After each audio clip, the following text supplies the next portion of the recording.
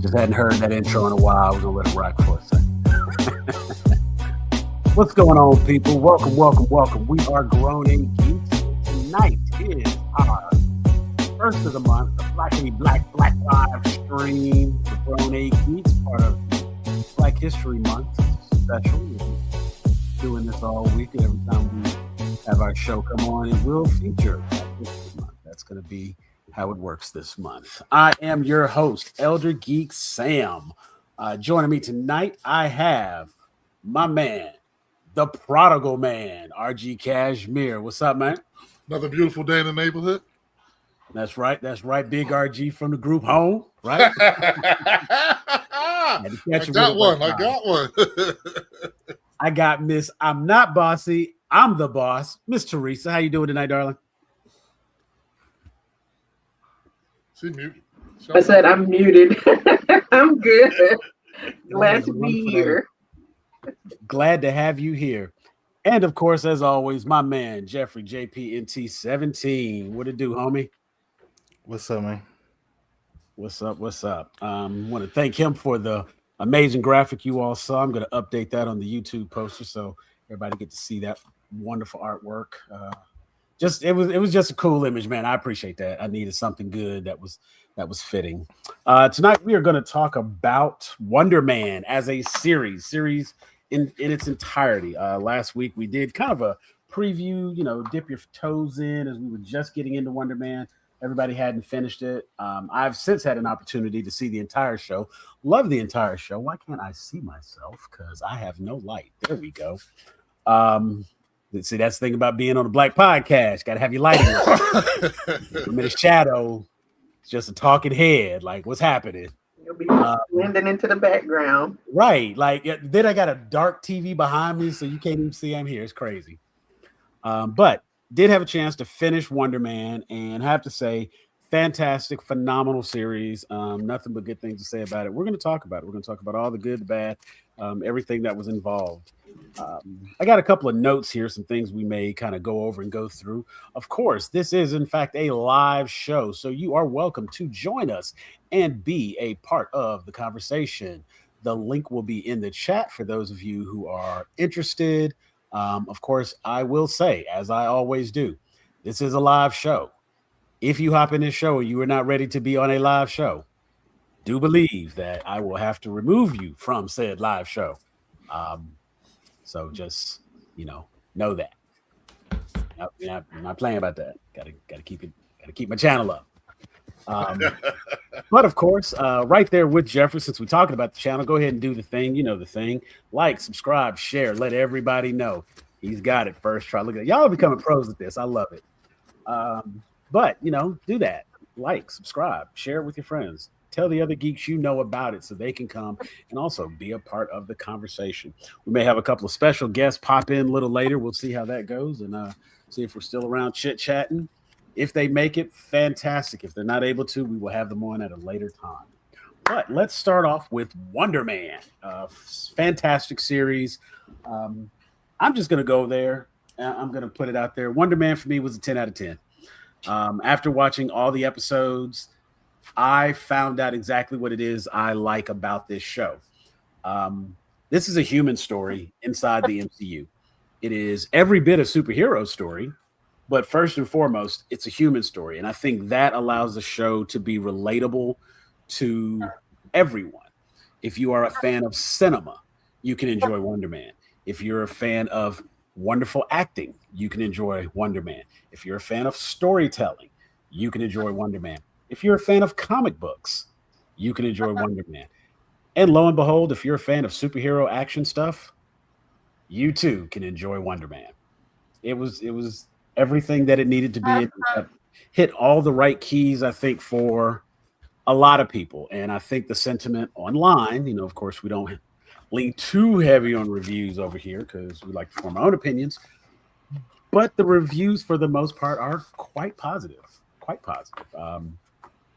And I don't think I've talked to anybody that was like, yeah, this just wasn't it for me. Everyone that I've spoken to seems to love Wonder Man, and it shows.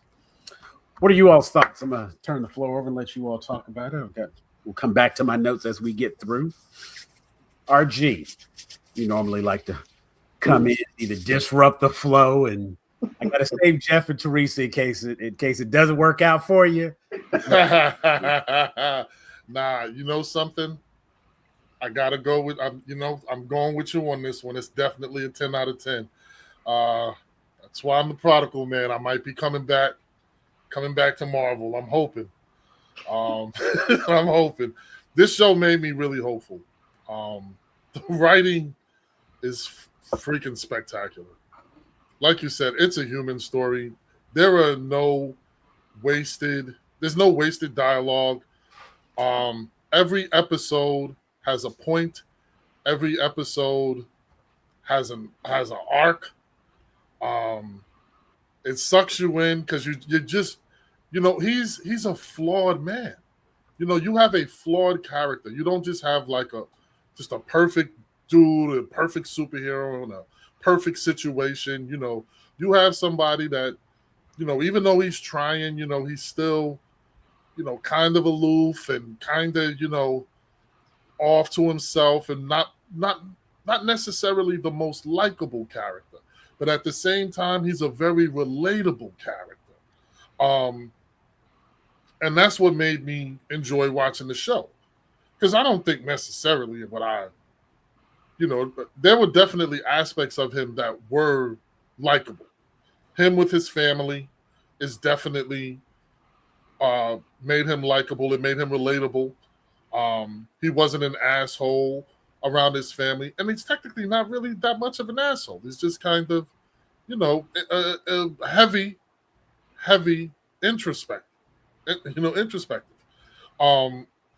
And so that's a very different character Marvel has kind of given us outside of these sort of extroverts who just, they're friendly and they got a whole bunch of people and it's always a great time and things like that. I mean, outside of the Moon Knight, but he had different problems, different things going on.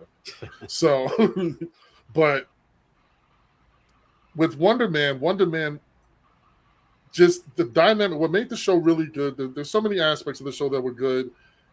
I love the student mentor aspect of the show.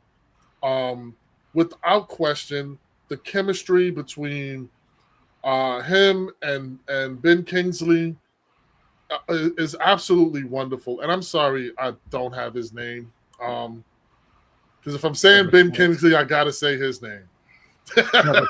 Yeah, something. Yeah, there we go. Yeah. There we go. Yeah. That's why I don't know. Abdul Mateen the second. Yes. All right. So between Simon and Trevor Slattery, thank you. You don't get that right. That's right. Not gonna try that one. I'm not gonna do it. But they had a really. We got somebody coming in. Stage. You got somebody coming in. Oh, there we go. Brandy, insert Korean Miss Brandy. What's going on? Welcome. So, hello. But yeah, they had a really good dynamic. I enjoyed watching them together. It was two good actors playing their characters perfectly, and the drama, there was enough drama in this show to just keep me interested. And I think it would keep anybody interested because this is a situation that has to go bad at some point. You just kind of know it has to go bad. You're dealing with somebody who's basically known as a terrorist. And then once you get the backstory behind it, that he's, playing him, you're waiting to see how that develops. So it was a great hook to keep us episode after episode. And then, like I said, the characters were I wanted Simon to win, right? Even though I don't feel he's the most likable character, I do feel like he's not a hateable character. So I wanted to see him win. You watch him coping with his powers and not being able to control them and having to deal with that and knowing that his family knows, and that, you know, what he's had to go through with his brother. Another great relationship in this show. And even though, you know, very small screen time, it was just wow. Like, they probably had maybe about 5-6 minutes the whole damn season. That interaction between those interactions between him and his brother, and they were incredibly meaningful. So that's just hats off to the actors, hats off to the writers. This is what we want out of Marvel. Like, this is what I want. I want good stories, and you know, it's messed up that I'm gonna probably wish for Wonder Man season 2 and hope for it, and I'm pretty sure I'm not gonna get it. But this is, you know, if y'all can just keep this level of writing up, keep this level of casting up, then you'll get a fan back. I might renew my Disney subscription, but I canceled it right after the show finished. So, all right. I mean, hey, it's is what it is. You know, I'm not mad at that. But yeah, I definitely agree with all of those points. I think the casting, the interactions between everybody, the dynamics were all there, and it was about interpersonal relationships. It was about the way people talk to one another, the way they communicated, and you know, being able to see how they interact. That was a big part of it. Teresa, we did get a chance to hear from you last go round when we did our early preview. You had already watched the entire thing at the time, and we were kind of filling in. I think the average episode we were all up to about episode 4. You were able to finish it, and so now's the perfect time for you to come in and let us know what you think of Wonder Man. I had finished it, and then I had too much going on, and I crashed that day. I just couldn't go on any longer. Right. But that, you know, of course, that was my first watch through, and it was, you know, me looking for entertainment. It was very entertaining. I attempted a full rewatch today, but once again, got a lot going on, so I only made it to like halfway through episode 7. But I encourage, especially people who watch like I watch, I would encourage everyone to do a rewatch, because like I said, the first time I was entertained. I thought it was a great story, great actors. Right. The second time I was moved in certain parts. RG mentioned it was 2 great actors. It was actually 2 great actors portraying 2 great actors. Because they had a couple of scenes, and it was mostly when they were acting out their scenes for auditions or whatever. I teared up a couple of times. I was moved by their portrayals, their acting. They were so good. And once again, like RG said, everybody was so good. The brother was so good that I hated him and I wanted to throat punch him. The mother, just absolutely sweet, darling lady, and you just wanted to go to her house for dinner and have some Haitian, you know, some Haitian food, and just hang out with her. She seemed like a very sweet, lovely lady, and she loved herself some Simon. You know, even though he may not have turned out to be everything that everybody hoped he could be. But again, like RG said, he was not a hateable character. He was just very human. He had issues, like we all have issues. And that to me was very relatable. You know, like the big brother just constantly talking down about him, looking down on, but he had some issues. He had like physical repression issues, not just emotional. You know, he was trying to hold all that in. And like I said, I just wanted to smack his brother. And not everybody wants to be a damn insurance salesman. You know, he's trying to follow other dreams that he developed because of his relationship with his father. But I think it was a great story, great actors. I'm still gonna complete my second watch through because of course I didn't get to the last episode where he was actually being Wonder Man. But yeah, I hopefully, even though they didn't promote the series, maybe they'll realize that even though they didn't promote it, since it's getting such a great reception, then maybe they should go ahead and pull the trigger on a season 2. And maybe we'll see a nice hope so. Wonder Man cameo in whatever this movie is that's coming up, Doomsday. Yeah. I think it may be. I don't know. Some of the writing on the wall says that it could be moving towards something past that, and of course, a lot of the some of the other talking heads you can find online, the breakdowns and video reviews, they've kind of speculated it moving a little further out, which I'm curious to. I'm just gonna wait and see. Believe it or not, I'm just gonna wait and see because they haven't given us anything for me to work off of yet. Brandy, got a chance to talk last week about Wonder Man and get some of your initial thoughts. Now that you've had an opportunity to finish the series, what are your final thoughts? How would you rate the series as a whole? It's hard for me to rate it as against like Marvel properties. Oh no, because just it as a show. I don't. As a show, I think it was great. As a show, I know that, and I see that you said something about it, but I was going to make a point of saying that I almost wish that it would have been a weekly release. I would have watched it in a weekly. I like the show. It didn't it didn't have to have anything to do with him being a superhero. It was a point where I forgot. Right. It just became about watching Simon succeed. He's got the powers, I think the biggest thing because I did actually rewatch it, and because I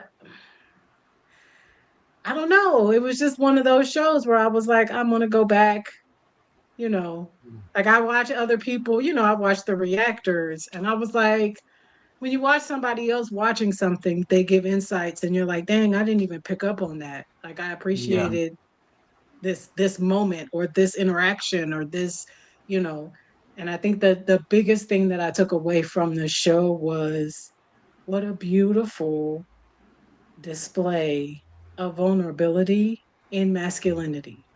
Like there was never a moment where I doubted Simon's masculinity or even Trevor's masculinity. Trevor is Trevor, I didn't look at them like, ooh, you know what I mean? It wasn't that. It was two men who just been through difficult things, who came together and like helped each other. It was more than just like it was a buddy comedy, but also the way that Trevor would just, breathe, breathe down and was able to just there was a true friendship there. There was a true friendship there. I was so happy at the end when he went and got Trevor, because you go get Trevor. You know what I mean? Like, right. Go get your boy. Go get your boy. Right.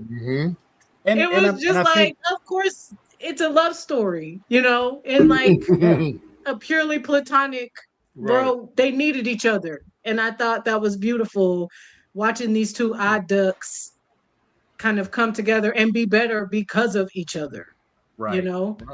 I wish he would have been able to play that role, that damn Joey Pants. Right. And all I can think what's is like, next. And it's not even that they open-ended it. It could end the series and I'd be perfectly content. But like, well, what's next? Because now Trevor's out. What are you gonna do with him? Right, you can't be just walking the red carpets with you. Like, they don't know you were there, but they damn sure knew he was. So, but I think it was a great redemption for the Trevor character. I think in Shang-Chi,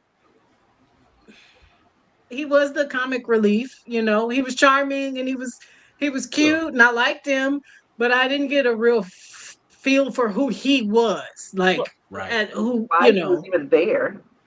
Yes, and I like him. He's a mess. and he, he's gonna do it. He did a lot of things he don't really remember, but but he's He gonna likes do having a It it. good ends up time. with not remembering. He He likes doesn't having shy a good away. He time. doesn't, doesn't come And off like a Ben liar. Kingsley, I mean, he's just a delight. He's just so good. He's He just is. it's so natural. And I make my jokes about Yaya, but one thing that I never could say about that man is he cannot act. And just, I don't I'm just know. kidding. I'm just kidding. I just thought it was beautiful. It was unexpected. It Yeah. was original. It was completely different. The feel, the sound, the look. I mean, it was refreshing, and I needed that from Marvel, and that's my 2 cents, I guess. Okay. No, I would absolutely agree that it was 100% refreshing, and um, I'm sure we'll get into this a little bit more. And Jeff kind of mentioned this last week as we were talking about it. The Marvel spotlight. It seems like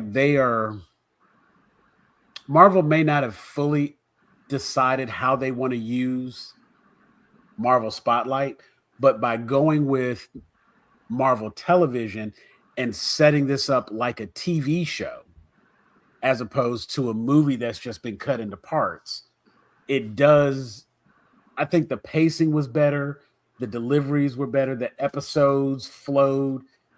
There RG was no mentioned there was no filler. dead dialogue. There was no, you weren't just waiting for something to happen. Every moment kind of had you engaged and it kept your attention. And that's something we may not have gotten from some of the shows because it didn't have any like weird cutoff points on each episode.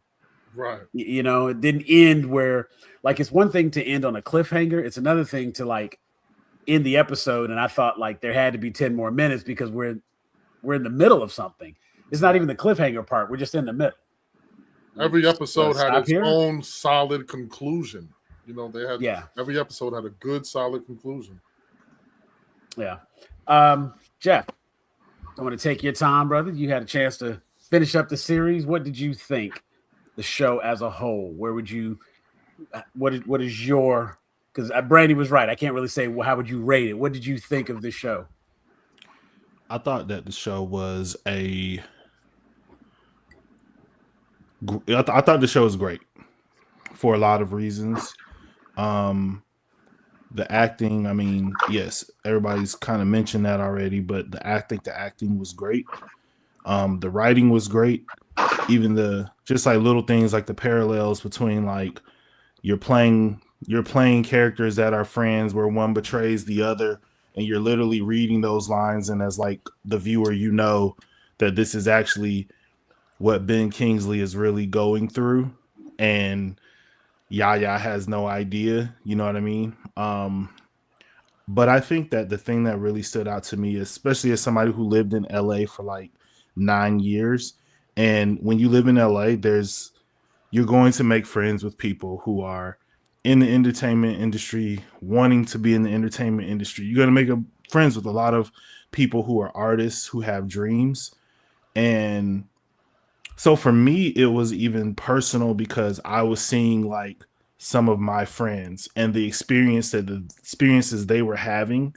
And it was not the Star is Born or all these other movies where it's like the producer sees you as a waitress and like, man, she's got it, come down and all. It's like, that's not how Hollywood works. It's like it's walking into an audition and seeing 40 U's.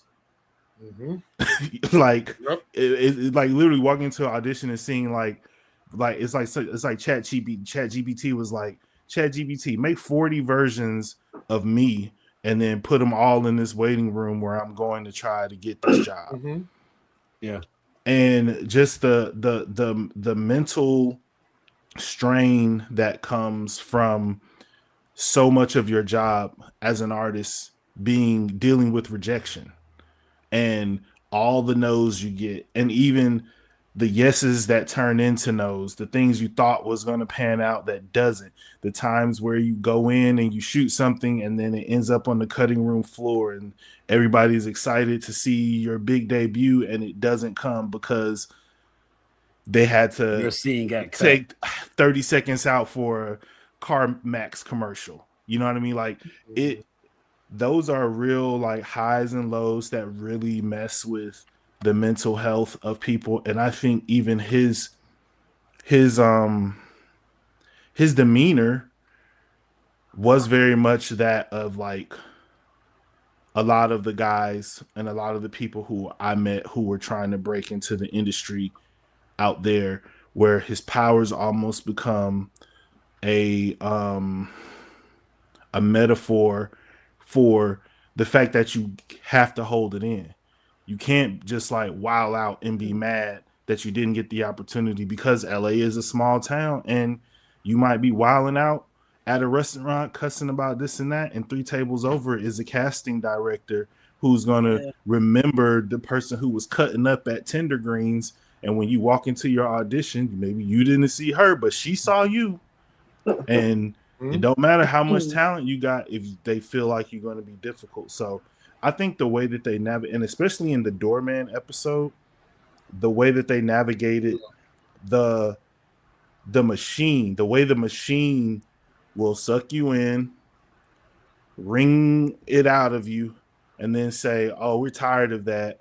And then as soon as they have the first excuse to discard you, not only are you out of here, but you fuck it up for everybody else like you. So that was an interesting metaphor to me, because it was like, you hear so much, oh, it's only one at a time. It's only one at a time. And if they mess it up, it messes it all up for the rest of us. If this black movie doesn't do well, then the studios aren't going to greenlight original black IP concepts, because people aren't going to go see it, and they're going to use, you know what I'm saying? They're going to use the lack of success of someone else as a reason not to support you, when in actuality, they just really don't want to support you. They want to use you. And so I think being honest, making a show and being honest about how the industry objectifies and uses the people in it, even though it makes it seem like, yeah, we love our actors and this and that. It's not true. Don't fall for it. And I think the other thing that really stood out to me as an artist is the power of mentorship, because society has kind of taken art and turned it from a necessity into a luxury. And so it's not a thing where you have people who are helping you, because everybody is trying to get their own role. I don't have time to sit down and help you. Like, and that's part of the reason why like Simon is so kind of weirded out by Trevor helping him, because that's not a thing that happens. Like, an actor is not going to pull you to the side in an audition and help you, from what I have heard. Right. They're all competitors. I've heard things can sometimes like shift and change when you have like, you know, small community with people. But that is also kind of like a post like Reaganomics, me era, like hyper capitalist approach to the arts, because I actually went to see the Michael Jackson Broadway show at the Fox Theater last weekend, and the thing that stood out to me was when they talk about his time at Motown and him working under Smokey Robinson and working under Stevie Wonder and working under, you know, Marvin Gaye, and seeing some of the greatest songwriters of all time working with Quincy Jones, and Quincy Jones coming in and allowing Michael Jackson to bring in his own home demos and saying, okay, we'll make this song and I'll make it right. I'll radio friendly. What you want it to be, right? I'll polish it. There's a lot of, but that's not how a lot of the music industry works now. It's you come in, we got the song pack for you. You sing this, you sing this, you sing this, and go home, and we'll If it hits, it hits. If it don't, it don't. So the mentorship between artists of older generation reaching out to younger generation and getting through just like all the BS. Like when Simon would be talking about my process, it's like, nigga, you don't have no roles. Like, I don't want to hear about your process. Your like, process ain't working. Your process has been working. Your process has an empty IMDb page right now. So maybe let's listen to the dude who, whatever actual movies he played in, he actually he did the real role of like fooling everybody in real life into thinking he was basically Marvel's Osama bin Laden. So he understands, like, having a mentor be able to look at you and see how you're getting in your own way as an artist and helping you to be able to like step back and remove some of those roadblocks. Like, art is something that's supposed to be done in community when it's done well. But the problem for corporations, when art is done in community, then artists do not become as expendable, because you start recognizing your value. You start having community to fall back on. So when you have a community to fall back on, you don't have to just take whatever. Like, I've read a lot of interviews about like a lot of the Black women who came up in like the 90s and the early 2000s, and the community that they had, where it would be like, they offered me this for this role and I said no.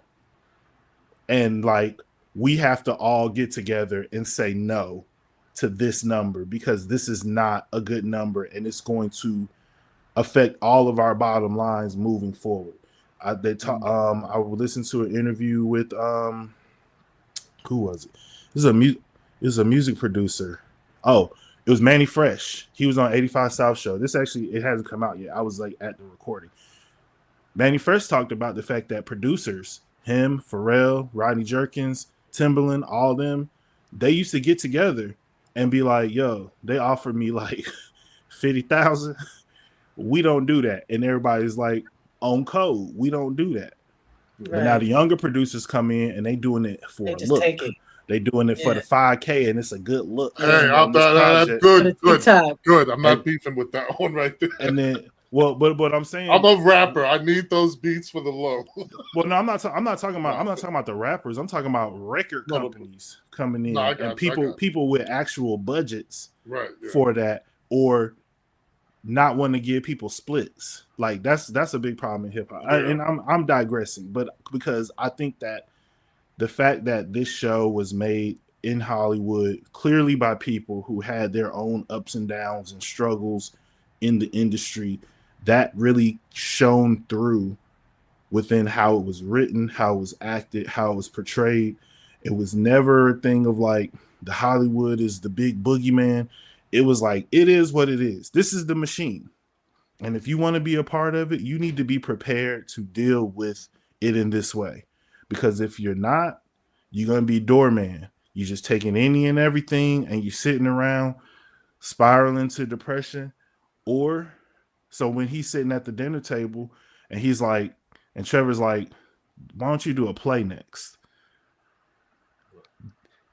Everybody, all the executives, their booty holes got tight because they know what that really is. He's saying, I'm going to focus on my craft because I'm focused on the art form, which then leads to the longevity and gives me the power. If I can go do a play, I don't need to take whatever bullshit y'all trying to slide me to be on TV. But that's if you're good in that play. Get that Tony. Don't go get a Tony nomination. Right. You could demand the bucks. And it's like Denzel's. I've been watching a lot of Denzel interviews, and he always talks about how he does plays because plays are an actor's medium, and movies are a director's medium. Yes, sir. So you could do all the movies in the world, but that don't mean you can act. It's a lot of people. I was just getting ready to say that who can't act. Facts. Because I've honestly, my cousin is an actor, and I've been around, and yes, it's mainly regional stuff. I'm not gonna sit up here and be like, oh, because he was on Broadway. He was in New York. He did a few things, but he mainly did regional stuff. And so the people that I'm talking about are just the actors that I've been around here. Some of them have toured, you know how it goes. Mm-hmm.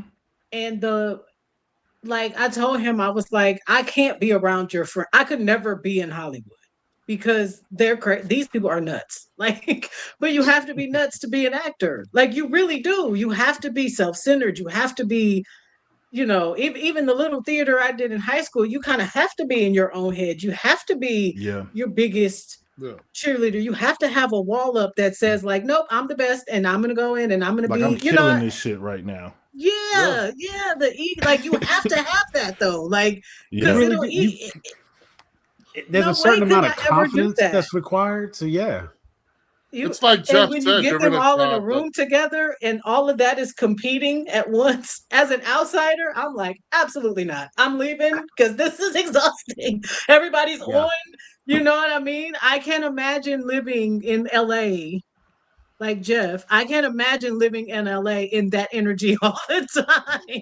time. Like but you have to be, it's like a musician, right? As a musician, you have to have an ego. You have to be able to go in there and be like, I'm the baddest MF, blah, blah, blah. You have to believe that. You have to believe I'm gonna get on this and kill this, even if the crowd is booing and throwing tomatoes. Like, but it's like Jeff said. Jeff made a good point. Be in entertainment. You have to be kind of crazy. That you deal with a lot of rejection.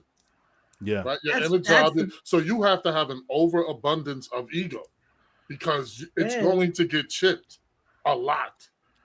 Yeah. Or you have to have an understanding of separation, and that the no is not, they're not saying no to you as a human being. Like, first of all, a lot of times auditions is only a formality.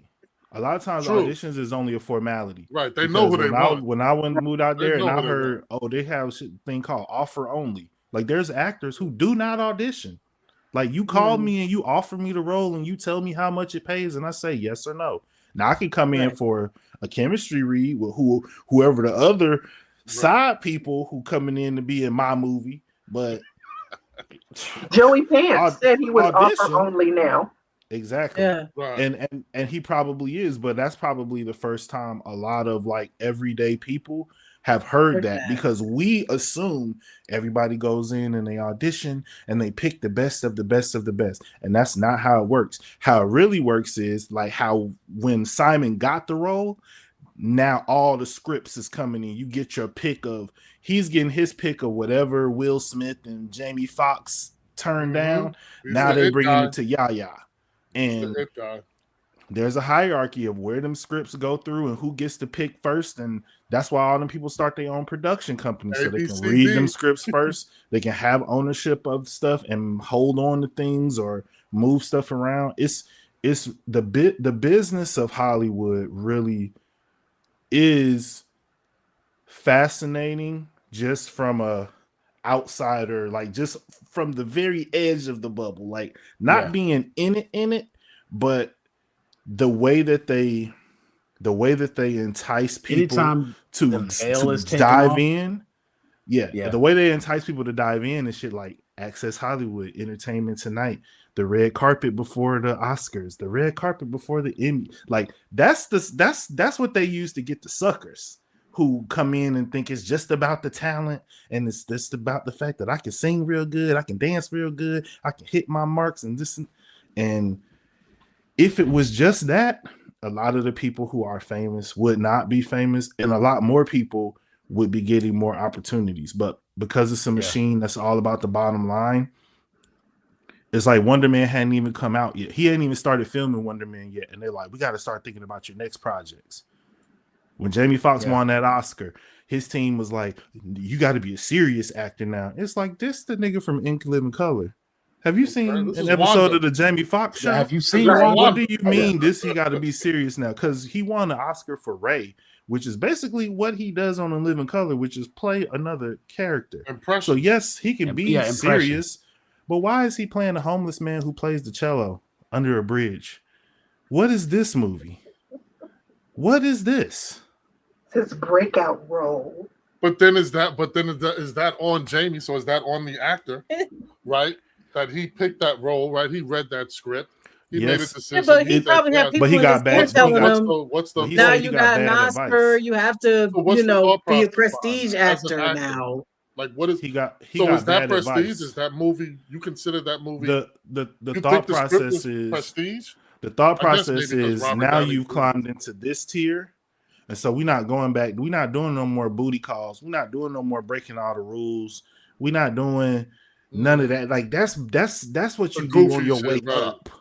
Right. But you just got nominated for 2 That's how Oscars you in get 1 to year. become offer only. And yeah, you got to and now have you one good art film, something that really stands out, especially when they get to put your name in front of an Oscar winner, Jamie Foxx. Mhm. They get to put that up on it. People are going to come see this movie. It's going to get a little bit of buzz just from that. Now you're in a serious role. It's going to get the nods, and people, it's like, oh, could this be another Oscar hit coming his way?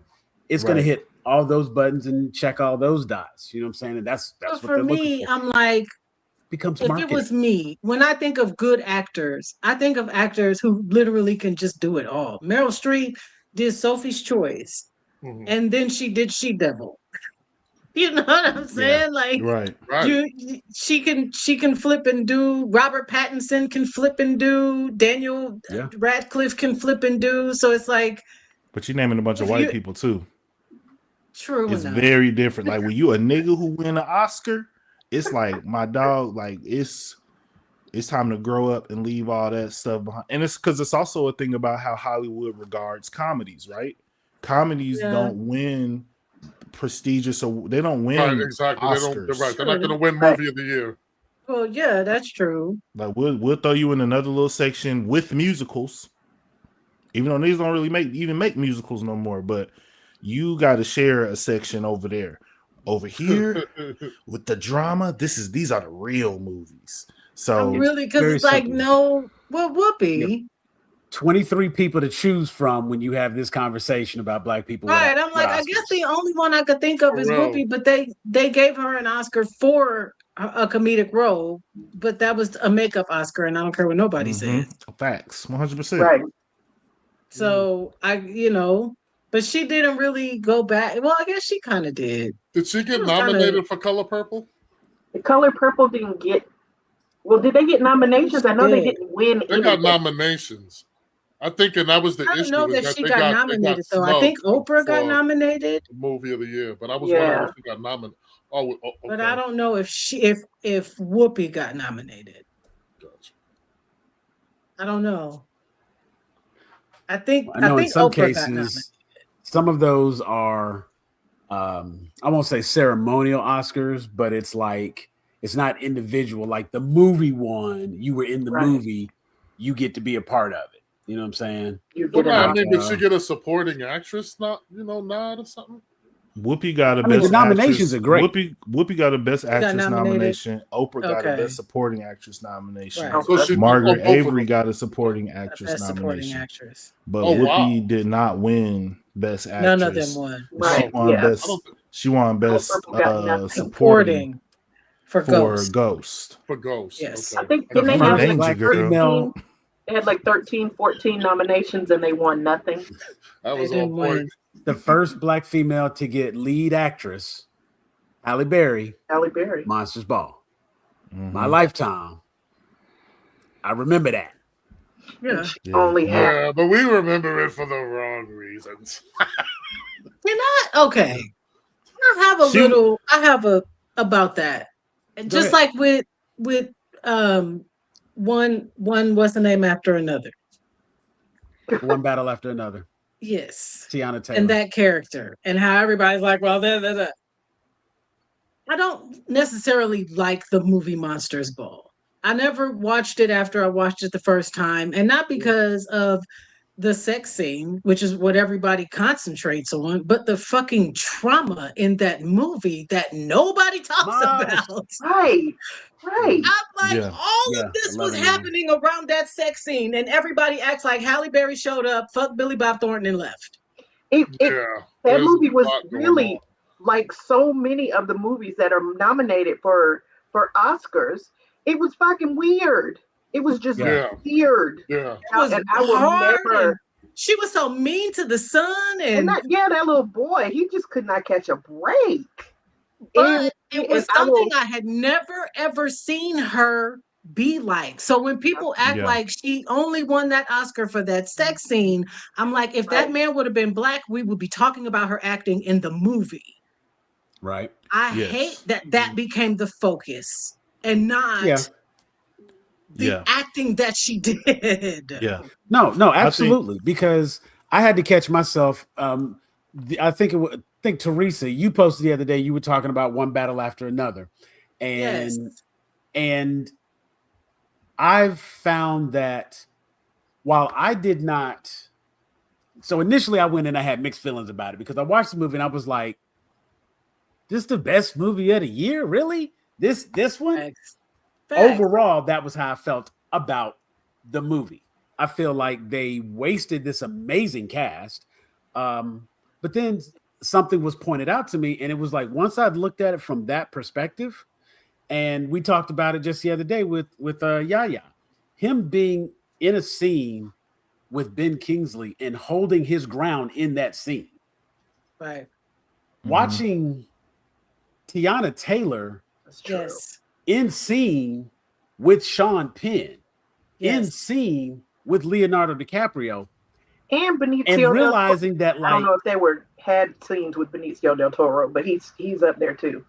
right, oh, absolutely. Right. But my point being, like, She I'm held paying more her attention to what own. she's doing and what she's saying Yes. Yeah. than I am Leo. And of course, I'm like, this don't really She like. ate the scenes. She was Yeah. Perfidia was a force, and that was Yeah. the point. Like everybody's like, oh well, and I'm like the reason is that everybody's well, she wasn't barely in the movie. That's the point. 19 Perfidia minutes of screen time, spirit and I remember imbued that every scene she entire was in. film, Yeah. and I she haven't. was only. You know what I mean? Like to be like she don't deserve that because of the scene, and it's like right, but y'all are confusing Perfidia with Tiana Taylor. Perfidia would do what Perfidia did in this movie, right? Because that's who she was. That's what she did. She did what she had to do to survive. It is what it is.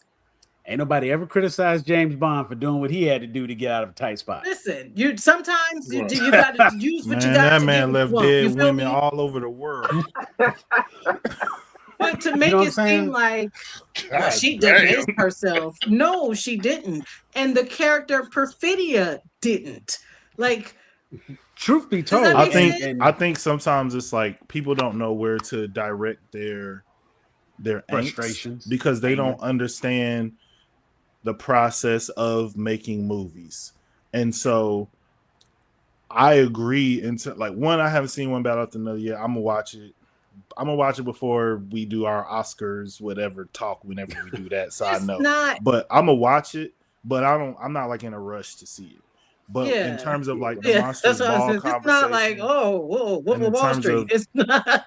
I think in terms of the larger conversation about what types of roles Black people get rewarded for by these institutions, there is a validity to the argument, but I think people make the argument in a poor way where it's just like she only got that role because she fucked that man. And it's like, well, no, she got that Oscar because she did a really, really good job. Now, some weird white dude wrote that movie, same way Right. some weird white dude wrote One Battle After Another. Her job is to go in and say the lines that's on the paper in the best way that she knows how and express the director's vision. And she did that better than anybody else did that in their jobs this year. Now, if we're frustrated about lack of recognition for people like a Whoopi Goldberg not winning or other Black women not being nominated or other Black men, Denzel only won it when he was playing a slave and when he was playing a cricket cop. It's like, yeah, we should be mad, but we got to be mad at the Academy for not recognizing him for Malcolm X. Okay, Spike Lee only won for Black Klansmen. Well, we got to be mad at them for snubbing. We got to be mad at the Academy for snubbing. Right, we shouldn't be mad at the artists. It's not. There's no way we should be mad at the artists because those roles are real roles that need to be played, and Black actors need work. And I think that you should take whatever roles that you feel connected to And I don't think any of these roles are roles where you're not doing some black exploitation.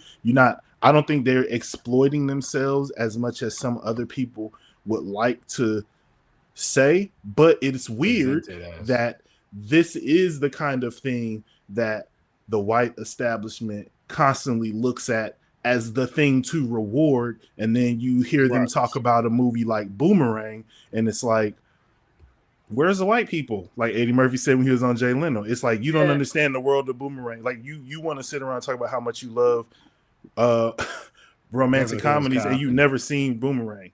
Or when you talk about Eddie Murphy's career, you talk about it up to Coming to America, and all of a sudden Coming to America and Harlem Nights is where it fell off for you. It's because he started making movies with black people, targeted at black people, where he was no longer, I'm Eddie Murphy in the white people's world, and I'm doing comedic stuff and making all the white people laugh. It's like, no, you're going to get this movie about an African king coming to find his princess. You're going to get this movie about a bunch of black people during the Harlem Renaissance and how they ran their own club.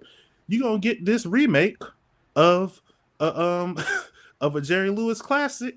And to me, that's one of the biggest Oscar snubs of all time, because this man sat at a dinner table and played 6 different people, and talked to himself, all 6 different people, argued with himself, fought with, threatened himself.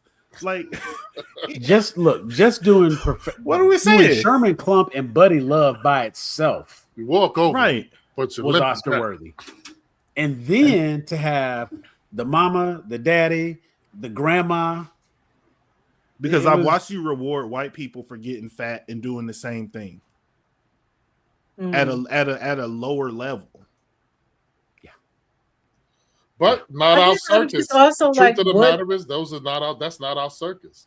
You know what I'm saying? I had a conversation. I just had a conversation with somebody because she was like, and Hattie McDaniel, and I was like, Hattie McDaniel took a role that could have been terrible and low and demeaning and awful, and she elevated it to a level where they had to give her an award for it. Yeah. During a time period like, where they weren't giving Hattie McDaniel gonna play at that time. Like, exactly. Go straight to hell. 1930s.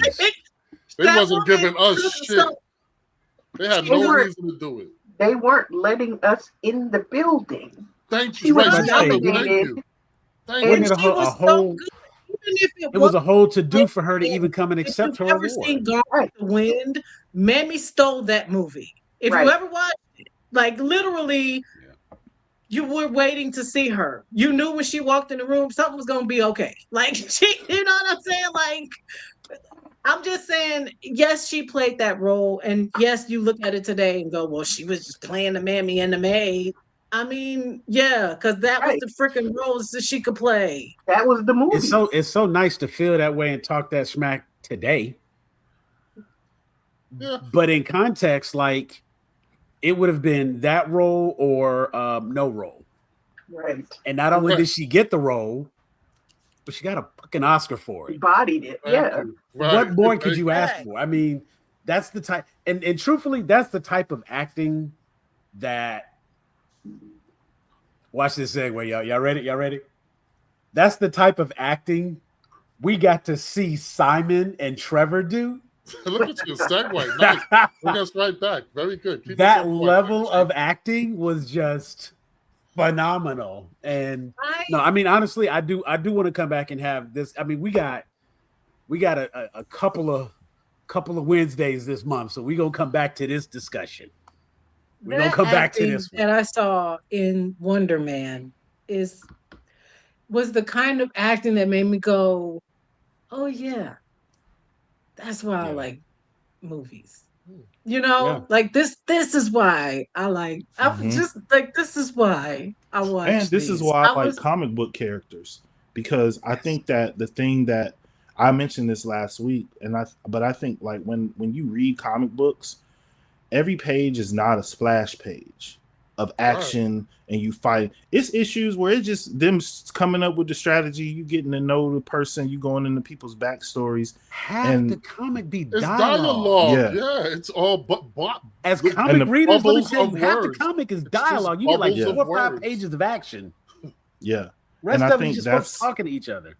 And I think when I keep being on top of the, like, you know, Kevin Feige being back, you can feel, I feel like I can feel the difference between this and the like pandemic era post in-game little part where it was just like, y'all really are just trying to give us like punch, and y'all really aren't concerned with like making us like these characters first, like, or make us not like these characters and be in some sort of conflict of understanding who this character is before they do whatever. Because with Spider-Man, you can do that. We already knew Spider-Man. There's 5 Spider-Man movies that came out before Tom Holland ever put them PJs on. So he's the Batman. Like, we don't need to see the alleyway and the pearls rolling down into the sewer. We don't need to see Uncle Ben. We don't need to see the spider bite. We don't need to see none of that. We've seen it before. That's we why understand Aunt May that. hurt. But that's why Aunt May hurt. Yeah. Yeah. But it's like, Wonder Man? I don't know this nigga. At all. Now I do. Now I care. Yeah. Now when he shows up, I care about something. But like, yeah. And the funny thing is, characters that they've tried to introduce and just be like, you should just like them because they're Marvel and they're gonna mean something in this. And it's like, that ain't how it worked, big dog. It ain't how it worked. When I tell you, they completely dropped the ball when they did. Marvel really did bank on star power for a while, and they really were just throwing stuff out there to meet metrics for somebody. Like, they had to have enough content on Disney Plus to be able to say that it's there. Because Secret Invasion, let me tell you something. Super Skrull is like one of the biggest threats in the comics, because it is all 4 of the powers of the Fantastic Four combined into one alien. Yeah. And as much as I have mixed feelings about Daenerys Targaryen, when she showed up, she just Daenerys. That's all she ever gonna be. Good. I'm rooting for her. I needed to do something else, but till she do that, I hear Ponies is pretty good. I don't know if I'm gonna check it out on Hulu, but you know what I'm saying, when she came in and she was the one with all the powers, and you know they did like, you know, okay, I can get over bad CGI. It looks crazy. It has to be really bad because I grew up on like horrible CGI stuff you can't even watch now because it's so bad in comparison to the where frame rate. Look, dude, we all had the sci-fi Lawnmower Man. Okay, you know what I'm saying. So it's like I can overlook. Bro, I've been watching my kids be like, Smallville. oh my god, like you can tell that's a green screen, bro. I don't see a wire hanging. Shut up. Let me enjoy this. So, you know, like the weird arm shifting thing is like, okay, I know what they're going for, and this is the delivery. And it's like, y'all really thought, as much as we like Sam Jackson, y'all could just put him in this, and we was just going to sign off on it. Yeah, this is good. And it's fine. Like, come on, bro. Like, and so now it is good to see Marvel returning to a formula. And I think what makes this work, what made Wonder Man work so well, is it's a slice of life. It's a slice of life. It's a real story about real people, and it feels like every other thing that Marvel has done, you're waiting for the big bad to show up and the big fight to take place. Yeah. And you're literally like twiddling your thumbs, maybe a chuckle here and there until that happens. And usually all the movies follow the same formula. Hero's introduced. Bad guy shows up. Bad guy loses to hero. Hero thinks he's won and saved the day. Bad guy comes back and has hero down for the count. Oh no, what's going to happen? And then hero wins in the end. Yay. That's like every superhero formula for everything. It's something, you know what I'm saying? It's like, it's formula. It's a formula. I cannot say that. Formulaic. Formulate. Thank you, darling. I was like formulamatic. That's not what I'm trying to say. Wait, okay. I was just like formalism. It's a formalism. There's a formula. It's a formulator. I had seen one yesterday. And it's just one of those things that like you know what to expect. So you miss a lot of stuff waiting for this, especially me. Like I'm not gonna lie, I miss stuff because I know what's about to happen because I've seen 1,000 shows like this and I know what happens next. You know what I'm saying? Like the guy they showed you at the beginning, he's the one that did it. They're gonna throw this little thing to make you think he didn't do it or that somebody framed him. But that was the first guy that you saw, and it's always the first guy that you see. Why did you question that it was the first guy? It's still the first guy, you know? And so it's like, what's up? Okay. So do you think that the tone of this and the way that they're approaching it and the way they tell the story and kind of the way they're leaning into it and slowly and just letting the story breathe and telling these very human stories, do you think this has any tie-ins with the mutants and the X-Men? Yes. I absolutely think like, that it does. Because Simon got his powers when he was like 13. They manifest. They didn't really say if anything had happened prior. She did say he fell off the bike, but not that had anything to do with anything. Right, she didn't say fell off the bike into a vat of. No, that was just a vat of mutagen. But if you think about it, even that story is him saying, "Thank you for loving me," meaning for whatever reason in his mind, he was unlovable. Perhaps maybe he battled with the identity of who he was because he had already started to discover he was different. Perhaps he was seeing some mutant tendencies pop out, and it wasn't until whatever happened with the fire, maybe that was the first time his powers manifested and almost burnt down the kitchen. So yes, absolutely. I think the lack of Is he a mutant? Like in real, we don't know. In the real world. You're talking about in the comic book. No, in the comics, he was like, it was an experiment, scientific experiment kind of thing. And, you know, like you have gamma rays that some sort, I think he's it was an Avenger. Like he winds up being an Avenger. And the thing about Avengers super soldier is their powers are always, their powers are always somehow achieved. They always go through, there's something happens to them. Outside of like the aliens, right? Or, you know, people not from Earth. Everybody from Earth got their powers some other means. They're not born with it.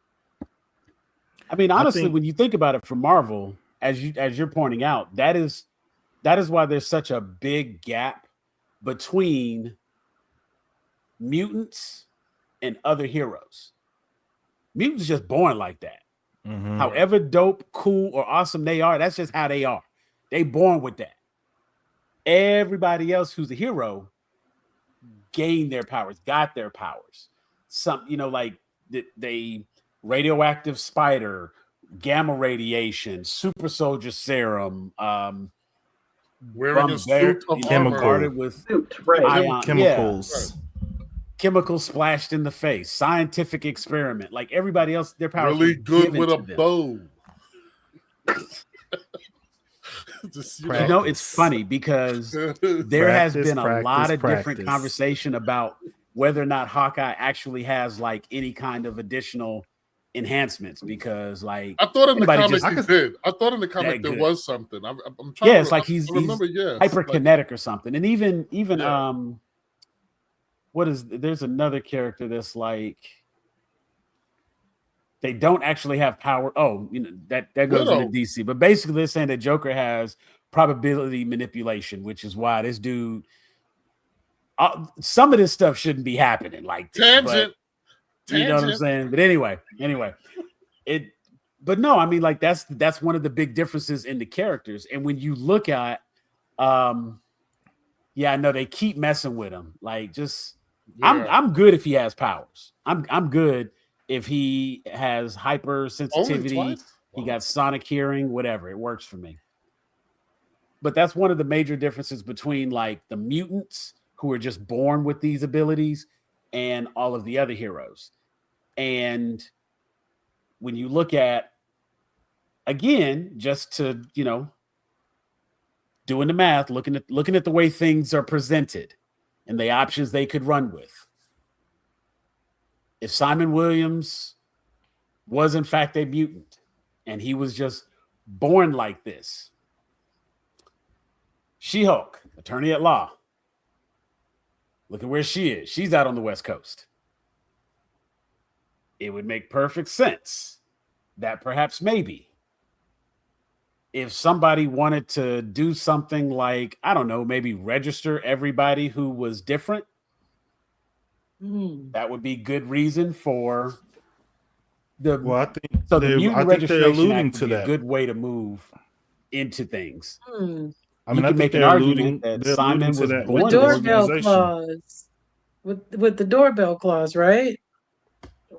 Right. With Doorman clause, yes. Doorman, sorry.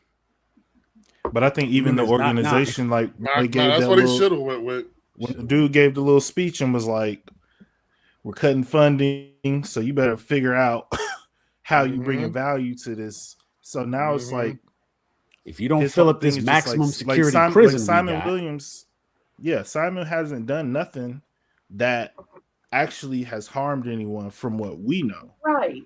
They just know he's a person who has a bunch of power and he's not in their control. And that's the whole thing with they will appeal. Sorry.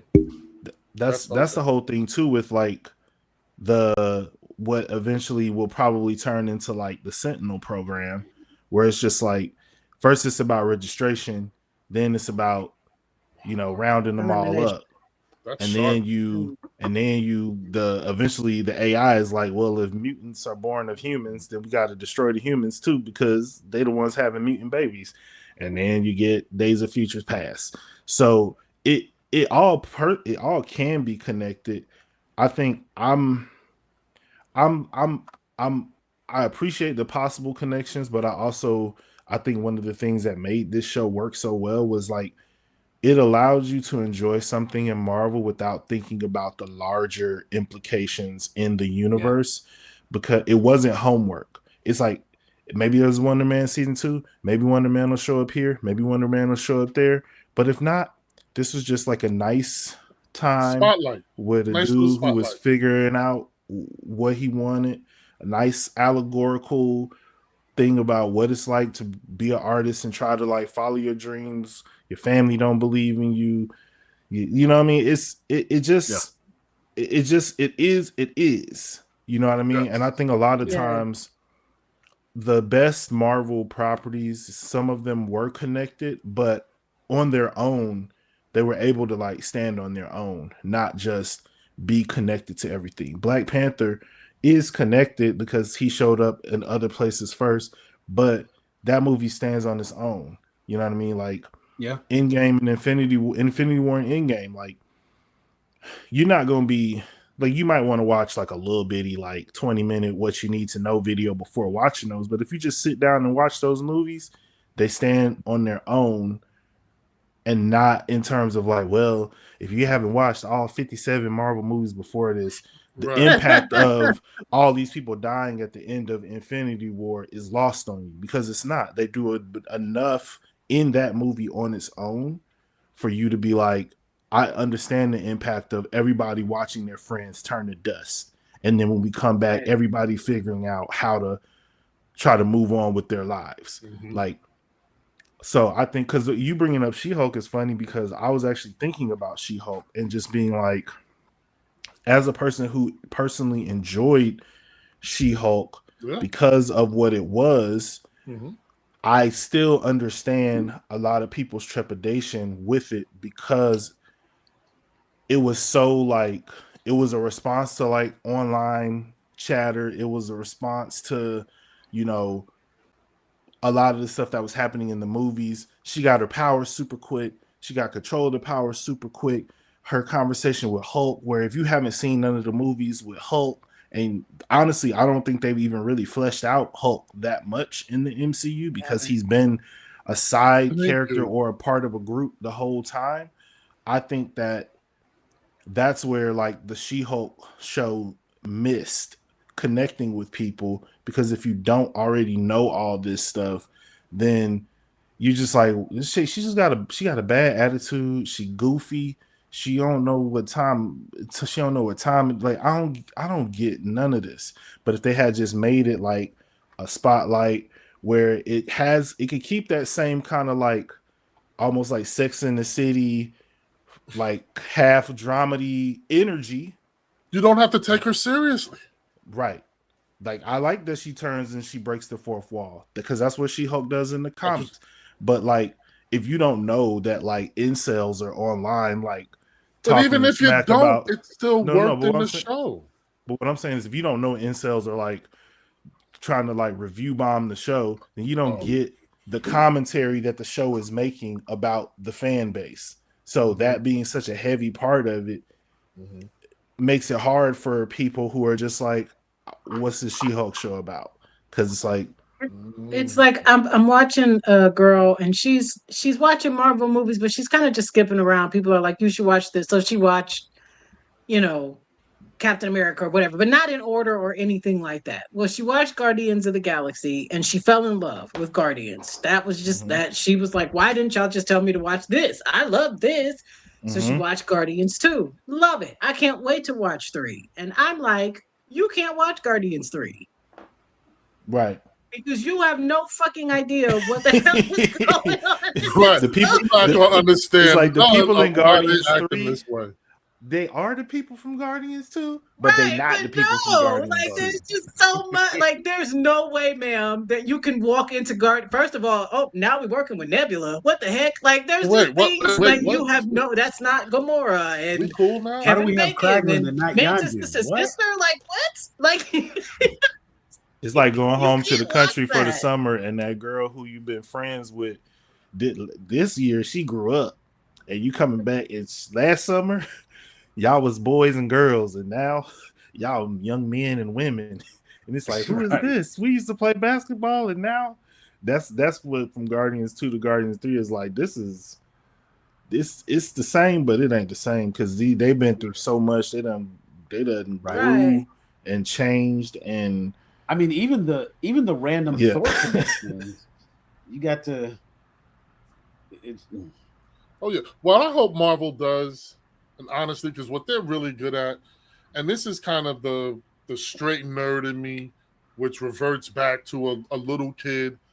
The thing that I loved about comics and loved about Marvel is a hero story. And most of those comics were the hero's journey. And the hero's journey it works. It fucking works. Yeah. When you have the characters go through these types of situations and go through this type of arc, and that's what your story tells, it just fucking works. Marvel has done that really well at certain points. They did it really well with Wonder Man.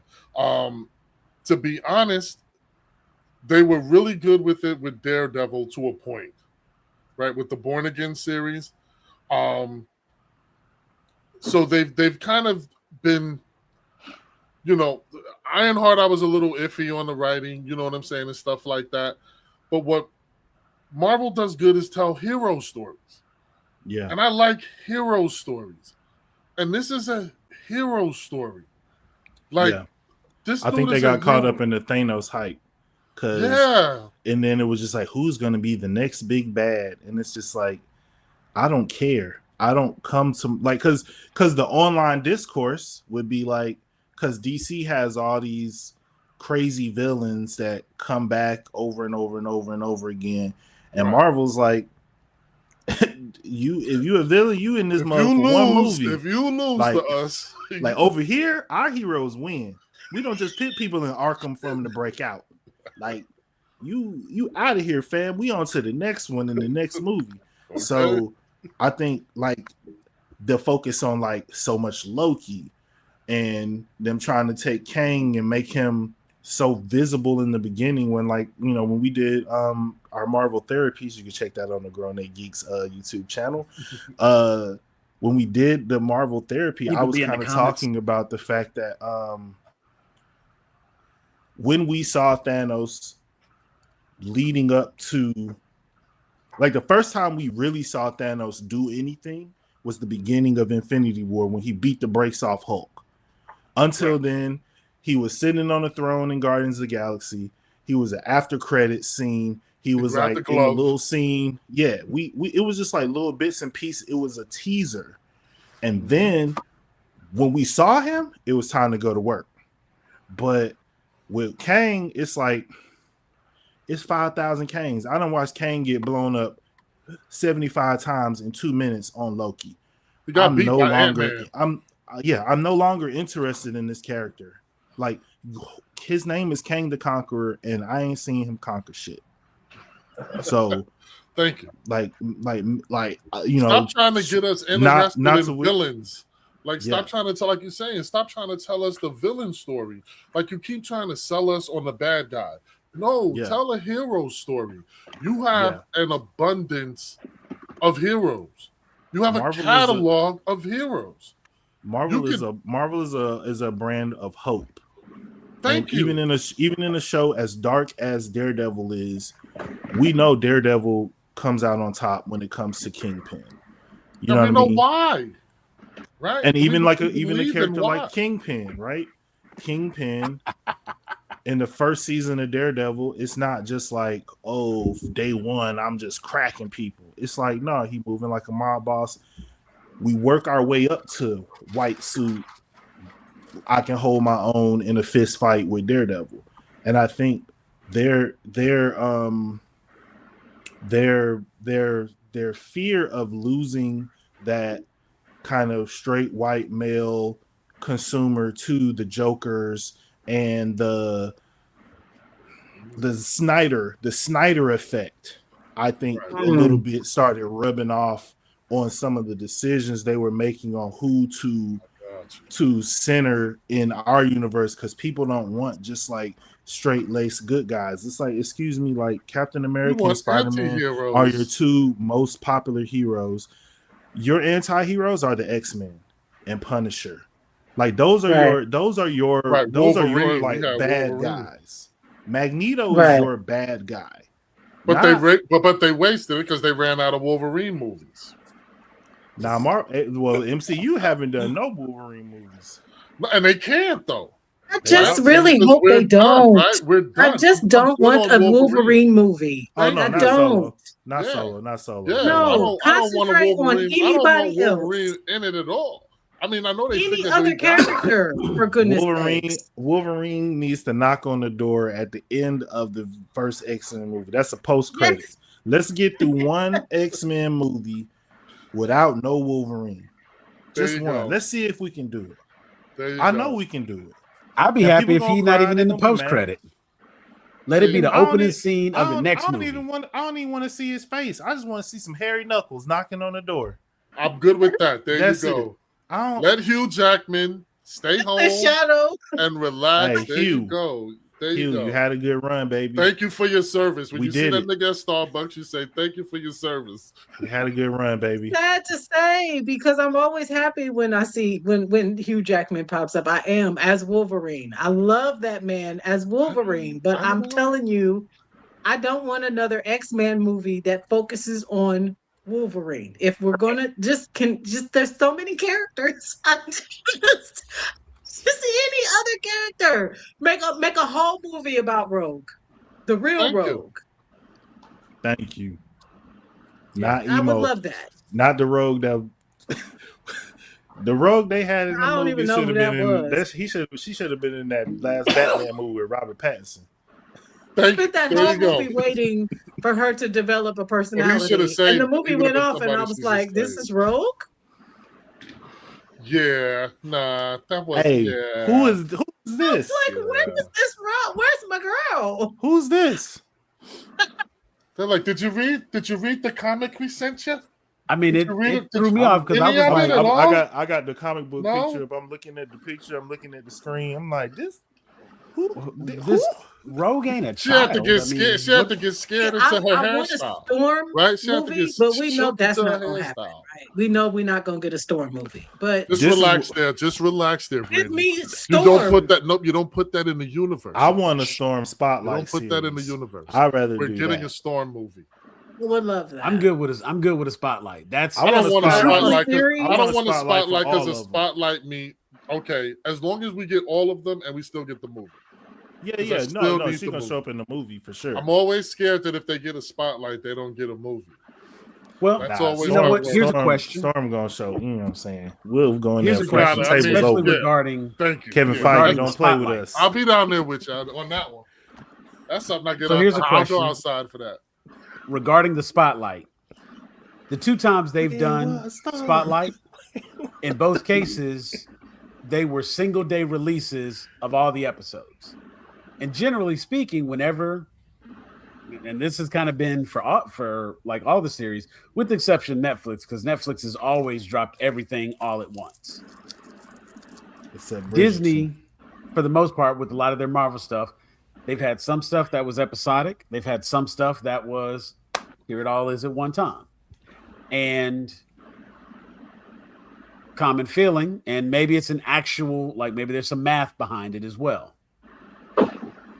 Series tend to do a little better, or they have more support, or they feel better supported when they do weekly releases. Versus when they drop it all in one day, they don't really know what to do with it. Marvel Zombies, all episodes dropped in a single day. Granted, that was an animated.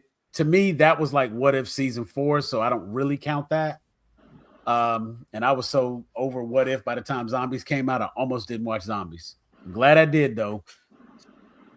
You couldn't do it. It's fine. You didn't miss nothing. It's all right. The only thing that you might have missed would have been Blade as the Avatar of Khonshu. A team up of Riri, Kate Bishop, and Kamala Khan. Was it good?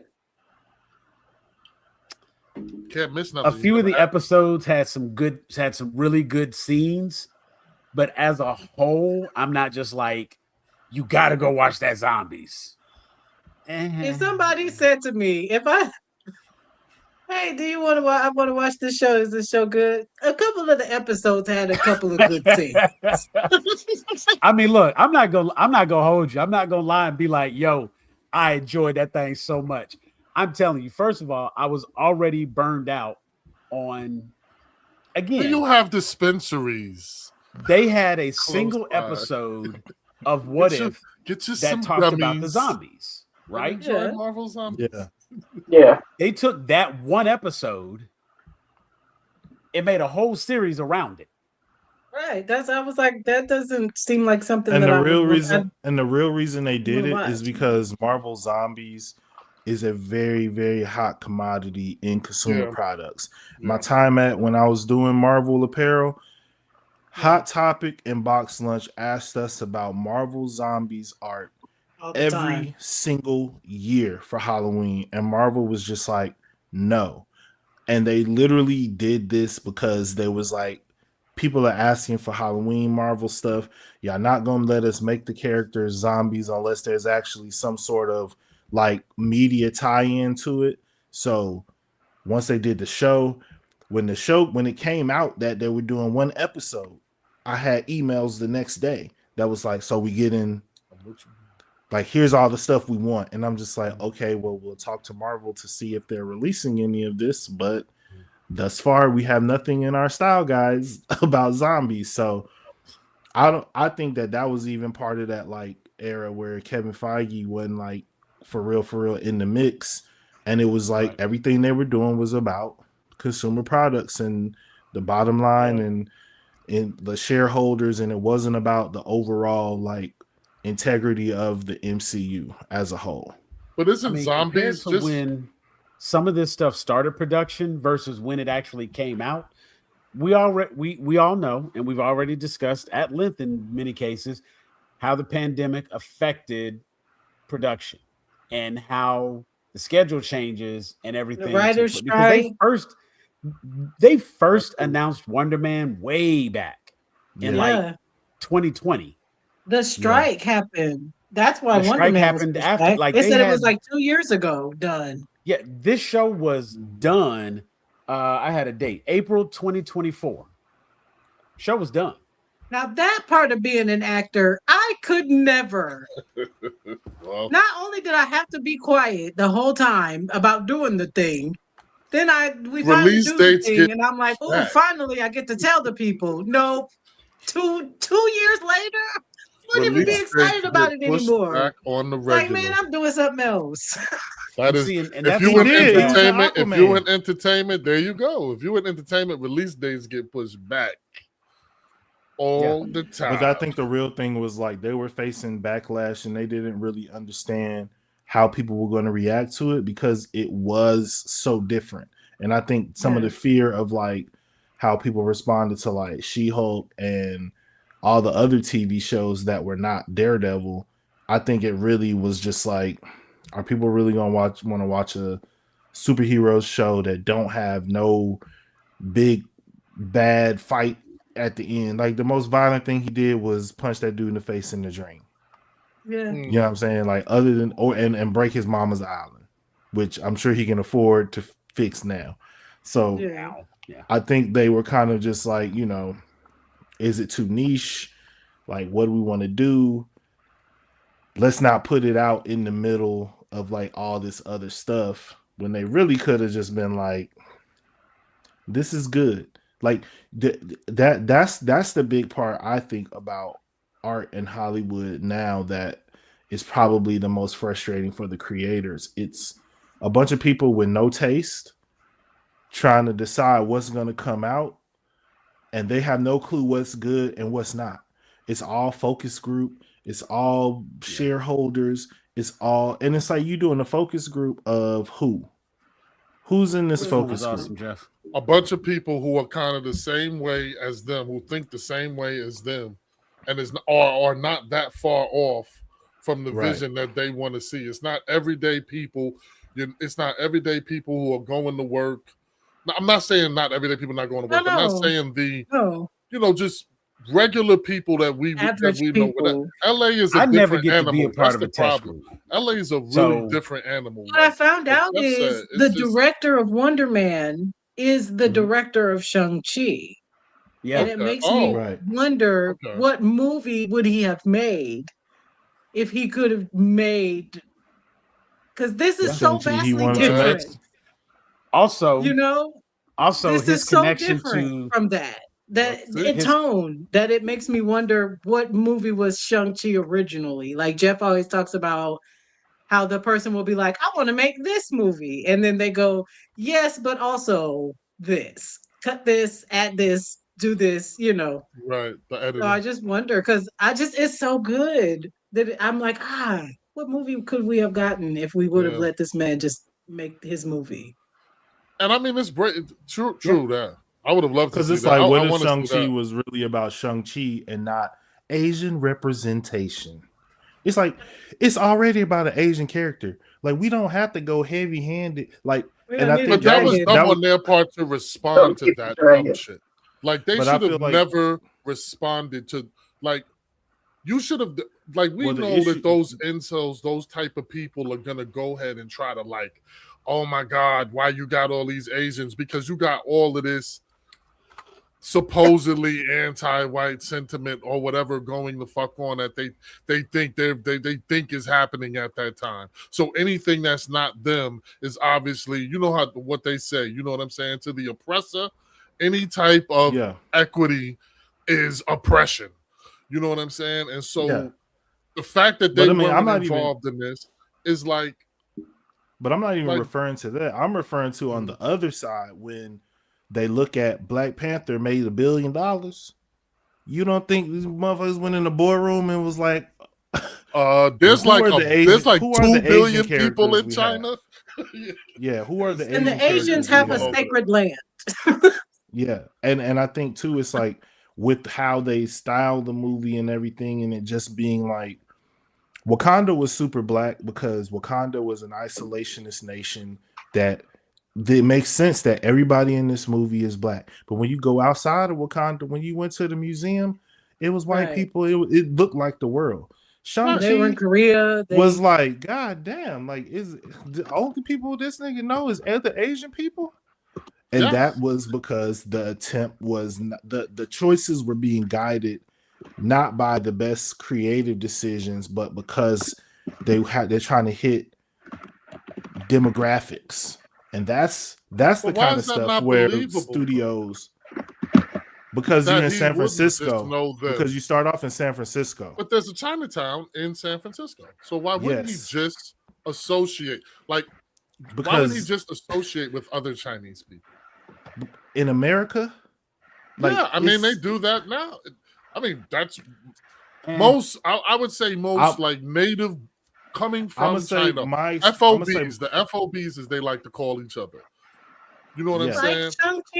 I just think at a certain point it took a hard left into the ridiculous. Like, I like the bones of the movie. I even like, okay, your dad is in the 10 Rings. Are we bringing that back? Oh, I'm all on board. We really didn't do anything. And then all of a sudden we're in strange Asian land Wakanda fighting dragons. Like, we could have had a whole story about him and his dad and the sister and like their family dynamic and the 10 Rings. That could have been the whole story. And then all of a sudden, now we're in strange Japanese land, Asian China country with all the different Asian heritages mixed together. And I was going to say to your RG, to your point, as somebody who like lived on the West Coast for almost 15 years, out there is a duality within that I see, at least with like the Asian community, where it is, yes, you do have like, we got our family events, we got our own communities and stuff, but like especially people like in the industry, like our demographic and younger, they are heavy into, you know, hip hop. There is like a larger, I think, diversity within a lot of their friend groups out there. So it's like Aquafina is your blackest friend in the movie. Like, that means you was in San Francisco living under a rock. Like, you wasn't, and that's the point that I'm making. It's like, you a valet when so you go into interacted with people. Yeah, so when you in this world, it need to feel like he wasn't a valet in Chinatown. You know what I'm saying? Okay. So that's to me when it's just like, all right, everything, like, this was a movie where you were so focused on representation that it became hyper representation, and hyper representation to the point of being unrealistic for the world that you've already set up. With Aquafina, 100%. I don't care. I interrupt because 100%, and nobody ever understands me or feels me. So I don't think. I don't think anybody was anybody ever really on with her. To be my gosh, they love her. The way that I'm just talking about me personally. I'm talking about y'all. Well, y'all, was there ever a time that you were like, yeah, Aquafina, she's funny, and I want to see more of her. I didn't have a problem with her initially. When she was on the MTV show and all of this, and she was doing that, I was like, okay, well, you know how it is, especially with certain Asian women. They tend to be ghetto. So I guess that it isn't a big deal. It did not become a big deal until she and other people started to make it seem like that's just who she is. That's who she is all the time. She's Aquafina all the time. This is her. She's from New York. They all talk like that. That's just who she is. And it was not. It was a character that she used as a stepping stone to get that good marble check. I'm not mad at. And Crazy Rich Asians. But to not acknowledge that, like, she refuses to acknowledge it. She refuses to have a conversation about it. She refuses to acknowledge the fact that she's no longer fucking Aquafina. When you see her talking in them interviews, she don't be a girlfriend. Yes, you know I'm talking about. I was at the club yesterday. And that's exactly how she talked. It was the most... It's always... She was talking like the crows from Dumbo. And egregious, absolutely. It is always the most over-exaggerated, ghetto, nasty attitude, you know. And I always say, you let me know right now if a Black woman today dressed up like Miss Swan, did the buck teeth, taped her eyes back, and went out there talking pidgin English and being an Asian stereotype, would she get a Marvel movie? Would everybody be telling her, "Oh, it's just flattery. Y'all should be flat imitation." We here at Y'all should be so GrownAGeeks do not condone or pleased. support. No, you're I don't absolutely right, care. though. No, you're I don't absolutely care, right. live or not. People need to hear the message. The And reason you why have a people point. don't like her isn't because she's Asian or because none of that. It's because of the She's fact fucking fake. that she wrote a stereotype to stardom and will not speak on it. She will not Yeah. address it. She won't talk about yeah, the character and what that character does. And she don't have to. And that honestly, too. it made And that honestly it made too. me look at Simu Liu a little sideways too. Because for all the jaw jacking he be doing about this and that and cultural this, and he be saying all the right things when people be stepping on him. Yeah. But you had to go in there and sit next to that woman in all them promos in the press, and maybe one day you'll come out and just be like, "Hey, look, I didn't pick her." That's a coworker. That's a coworker. All I'm saying is there are Work people friends. who have made that their identity. If Lovely Mimi can say, "I acknowledge that I understand me talking in that accent was offensive to y'all, and I won't do it no more," and she doesn't, and she's still Lovely Mimi with the nails, and she's still, Right. you don't have to do that. You see what I'm saying? And Right. and you can be respectful about it. Right. And I'm not one know. to yell out real quick about cultural appropriation. You'll normally try to be like, "Hey, if you do it, I could do it. If I do it, you can do it." I'm normally I don't that have a type of problem way. with that. But to be honest, if you do it, just acknowledge that you're doing it because we do. Right? If I do it, At least donate to the United Negro College Fund. You didn't get all this money on black culture. Like, do something for real. Get back. My biggest thing is if you're gonna be a woman who co-ops a personality, then be Rachel Dolezal, because she had sense. She worked for the NAACP. She believed. She was doing dance classes and braiding hair. She was making a difference. Why do y'all always have to be the Bad Girls Club version? I didn't of want to who we steal are? her joy. I did not want to steal her joy. I was Listen, like, you know something? I'm just saying, Nah, why does you it can't always be- have to be the most ratchet version? Fuck it. You could be Toni Morrison. Have you had her potato salad? But you ain't I have to think try to be Rachel president of the made good NAACP. See, that's where they get ahead of got themselves. greedy with it. You could have just been a member. You could have been a secretary. You could have made flyers. But then eventually you was like, Want I to take need to this run thing this as far as shit. I can Black go. history classes. She was in Let's see how there. far we can take All this. she had to do. That white voice creeped up like these I'ma niggas let you don't know know what they something, doing. man. They need you. There They is need there you is to a run group it. here You in need to be the Delaware. president. There is a group here in Delaware.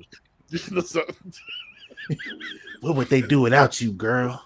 She had You see, gusto. there was some I'm bullshit just saying, before you but got here. At least she was trying to be positive for the people. She was, There you go. Thank you. Yeah. You know, Facts. we couldn't wasn't out racial here draft bad, baby. her. We She couldn't was racial trying. draft her. I would racial draft her. I'd have been like, you all right. You look like you know how to The black fry chicken. delegation would like to I would trade request. her for a certain somebody that shall remain nameless because I don't want to cause controversy. But who was at M. If you Trump take celebration the, looking a hot gray mess with her lifted up M. wigs? Hey, it's a few people who I Thank trade you. her for. If we keeping it a buck, Yeah, that's quite. CO, you can go too.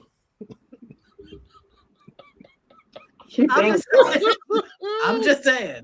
There's some people that I'm like, well, All right. All right, We didn't even take a draft pick for her. Go ahead, Captain.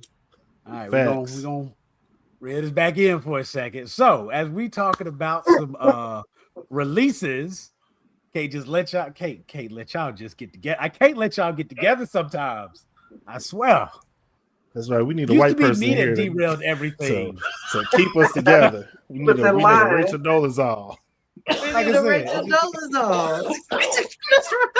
See, look at them niggas talking. They can't even stay on topic. They need you, girl.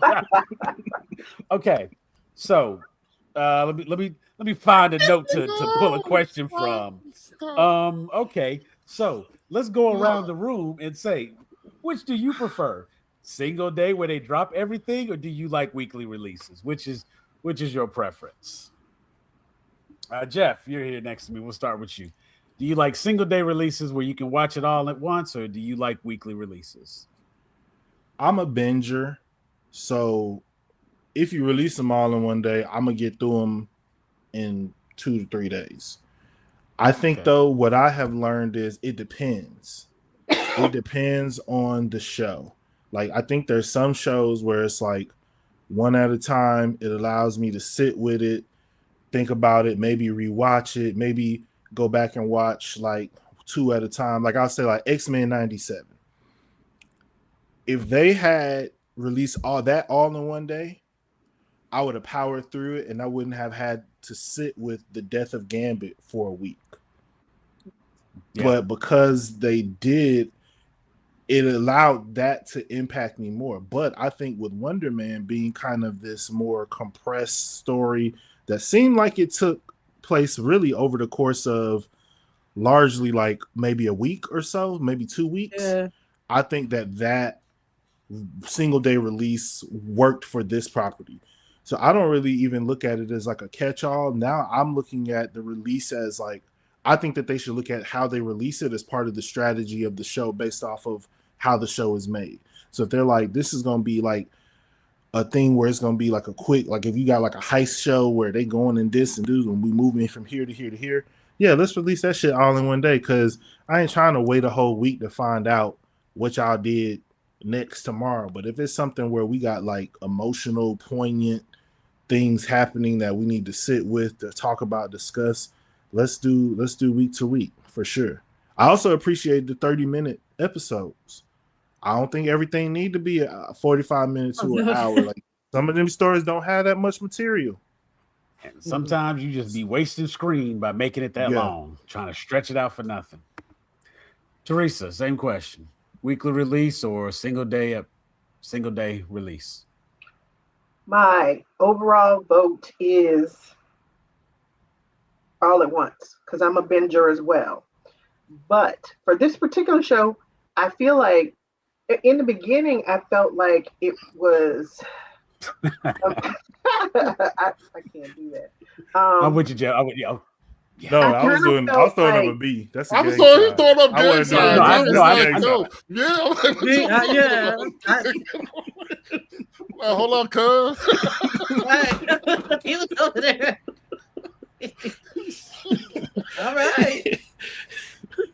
In the beginning, I kind of felt like they were disrespecting Wonder Man by releasing everything at one time, because it followed them not advertising, not pushing it, and then they're like, well, here, damn, they just all of it. You just go watch it.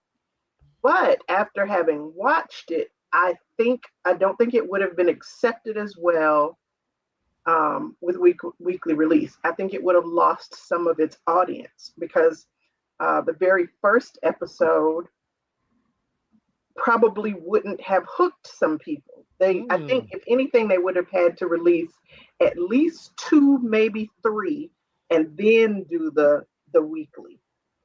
But overall, I say drop it all, and I'm a binger.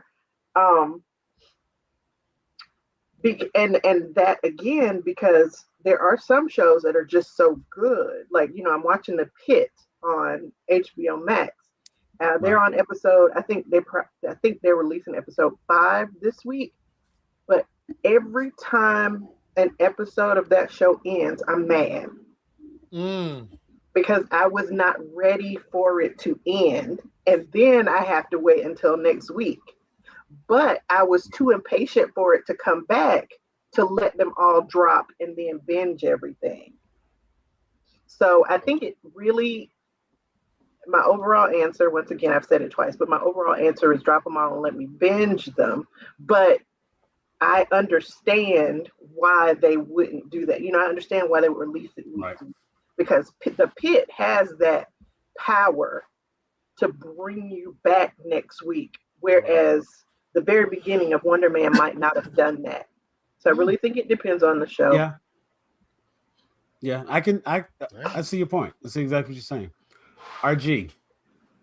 Weekly. Teresa stole a lot of my answers. So, okay. So yes, I'm a binger. I love to binge, and I'd rather you drop it all in one day. But I'm with Teresa. It depends on the show. If the show is good enough for one, if the show is good enough and long enough. So if you're dropping it weekly, I gotta have at least 45 minutes. Right? Yeah. If you're doing it weekly, I need at least 45 minutes. Don't give me no weekly 30-minute show. Like, give me 45 to an hour of a show per week. And you want to, fine, I'll come back. Like she said, if the show is good enough, though. Right? Yeah. You got to have good writers, right? So I'm a Game of Thrones fan. I'm a Sopranos. You know, I watched all of those. The Wire, I watched all of those come out when the week they came out. And I was able to get through those because the writing was fucking incredible. So if you do it weekly, you really need to have some confidence on the strength of the writing of your show, right? If you know you probably might be writing some bullshit, just release all of it at once. You know what I'm saying? But see, in a case like this, that also kind of seems counterproductive because here's a show that they released all at once that have phenomenal writing. Right. So, for example, with Wonder Man, I wouldn't have had a single issue if Wonder Man came out weekly. I would have watched it week 1. Minutes. No, not right, except for it being 30 minutes, right? Like, just give me a little bit. Stop lying to me. Them bullshit 8-minute credits at the end, right? I'm thinking I'm getting right. You actually 22 minutes. Ain't no commercials. Yeah, I know who the gaffer is. Like, God damn! Yeah. Like y'all left his name up there forever. So, you know. So, just if the show is good enough. Sorry, I'm being long-winded on this one, but if the show is good enough, you can weekly it. But yeah, I prefer everything at once. All right, Brandy. I'm of the mind. I was of the mind that I really wish this would have been a weekly show because I do feel like there was so much. I think this is a show that requires you to kind of sit in it. And I agreed with Teresa about the rewatch. And I also agree that they should release the first 2 episodes because at the end of the second episode is when the first time when we see him erupt and you see it outside his apartment. And I think that would have been a good stop to then go into the weekly because like episode 4, let it sit. Let that breathe. And then a week later, you know, it's like Watchmen. I watched every week and I came back every week. Like, well, I got to know what Ozymandias, you know. Right. No, absolutely. So all of them, Lovecraft Country, all of them. There are certain shows that I'm like, sure, I'll binge it. I don't care. And I didn't mind this. I mean, it's not like I was like, well, I'm not watching it. I watched it the first like 2 days, but you know, I wouldn't have been mad if it was because it's such a slow. I don't know, not slow, just kind of slow paced. I don't know because that sounds like a negative, and I don't mean it. No, I understand I absolutely understand what you're saying. Given that the show, because it was a story of people, this was dialogue, this was conversations, this was emotion on screen. This wasn't like pow pow punch punch kick kick fly, you know. So it didn't have that adrenaline fueling it where you just have to see what's happening. Like you have time to think about those conversations because it was on some of the episodes. I didn't rewatch the entire series, but there were moments that I had made notes for myself, and there were moments I wanted to go back and rewatch that scene because I knew that scene was a big deal. And when I went back and rewatched those scenes, because Brandon, I tried to do my reviews while watching the way you do your reviews, where I just like it just made my notes basically of the things that stuck out in my mind. And I got like 4 episodes in and I looked down, I had like 2 sentences written on the 4th episode because I was so into what I was seeing. Yeah. And so then it's like I tried to stop and collect my thoughts, but I was like, well, I'm gonna just want to watch the next episode. So I struggle with that. But this was the kind of show where it does draw you in because you actually care what's happening to these people. You know what I'm saying? As opposed to, you know, will Batman escape the Joker's toxin? Find out next week. we know he gonna make it out. He always makes it out. When has he not made it out? Right. So there's no stakes. And in this, you know, like Jeff pointed out, we saw where they were reading the lines for Balthazar and Wonder Man, and we hear Balthazar has now betrayed Barnaby, Wonder Man, and that was his only friend, and listen to them. And we just saw Trevor get out of the van. This nigga said Balthazar, like Barnaby. Barnaby. He been on his Bible study. Anyway, look, what we not finna do, okay? I've been busy, had a lot going on. I know I ain't got no business to talk about nobody calling nobody's name. Barnaby. You know what? I do really good with names 90% of the time. Y'all gonna let that one pass. Look, man, we gotta catch it when we can. But nonetheless, Barnaby. The point being, did we catch my point at all? But yes. We still rocking with you. We still rocking with you. We saw this moment where they're reading the script, and the script is mirroring real life. And because we know, as the audience, the secret that Trevor's holding, we're looking at this and we're saying, wow, art is imitating life. Life is imitating art. And is it meta? Moment, say what? Or is it meta? Is that their attempt at being meta? Oh no, I absolutely think the show itself was meta. Having actors play actors was it's the dude playing the dude meta. playing the dude. The whole show is, and we got to watch him play the dude. Yeah, and being taught how to play the dude. Now I think that is facts, for me personally, I'm gonna watch it however it comes out. If you drop all the episodes at once, I'm gonna watch all the episodes at once. If you drop it weekly, I'm gonna watch it weekly. RG, I'm with you. If you drop it weekly and your show ain't good, you might lose me. You might go to every 3 weeks. We might get like 3 episodes in and then try to binge it to finish it out just because I gotta finish it because I don't watch 3 episodes. And then it's like, if I don't hear the people really like talking about it or that sort of thing, if it's not something that we reviewing, I'll get to it when I get to it. I just finished, I'd watched 4 episodes of Tulsa King. I tried watching it when it first came on. Really? And because all of the other stuff that I was watching at the time, Tulsa King just got lost in the shuffle. Not for lack of show quality, anything like that. It just got missed. Is that the one? And I sat down the other day. Mm-hmm.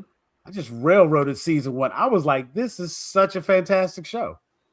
And now that all of season 2 is available, I'm like, okay, well, let me find a weekend when I ain't got nothing to do, because I'm gonna go through that entire season because it's ready, it's available. But then I think there are shows that, as we've seen in the comments here, both Miles and Jeff, there are situations where a show can be ruined if you have to wait every week, or even if you get all of it at one time, it can be ruined. So I think it really is. It's important for the pacing in anything to be just so. And sometimes you do have to like sit with that emotion and sit with that episode and wait a week and process it and come back. And if you just power through these things, sometimes it gets lost in the sauce. You know what I'm saying? Because like honestly, that's I think what happened with Witcher. When I watched this last season of Witcher, became the Yennefer show. Well, I mean, like first of all, this last season of Witcher had other issues because they didn't have Henry Cavill, so I already have to make an adjustment. But we did talk about that, so they can always go check out our Witcher review. You know what I'm saying? I already have to make this adjustment to Liam, and that's a situation where I can say honestly, I think that show benefited by having everything released because it allowed me to adjust to Liam a lot faster. Yes.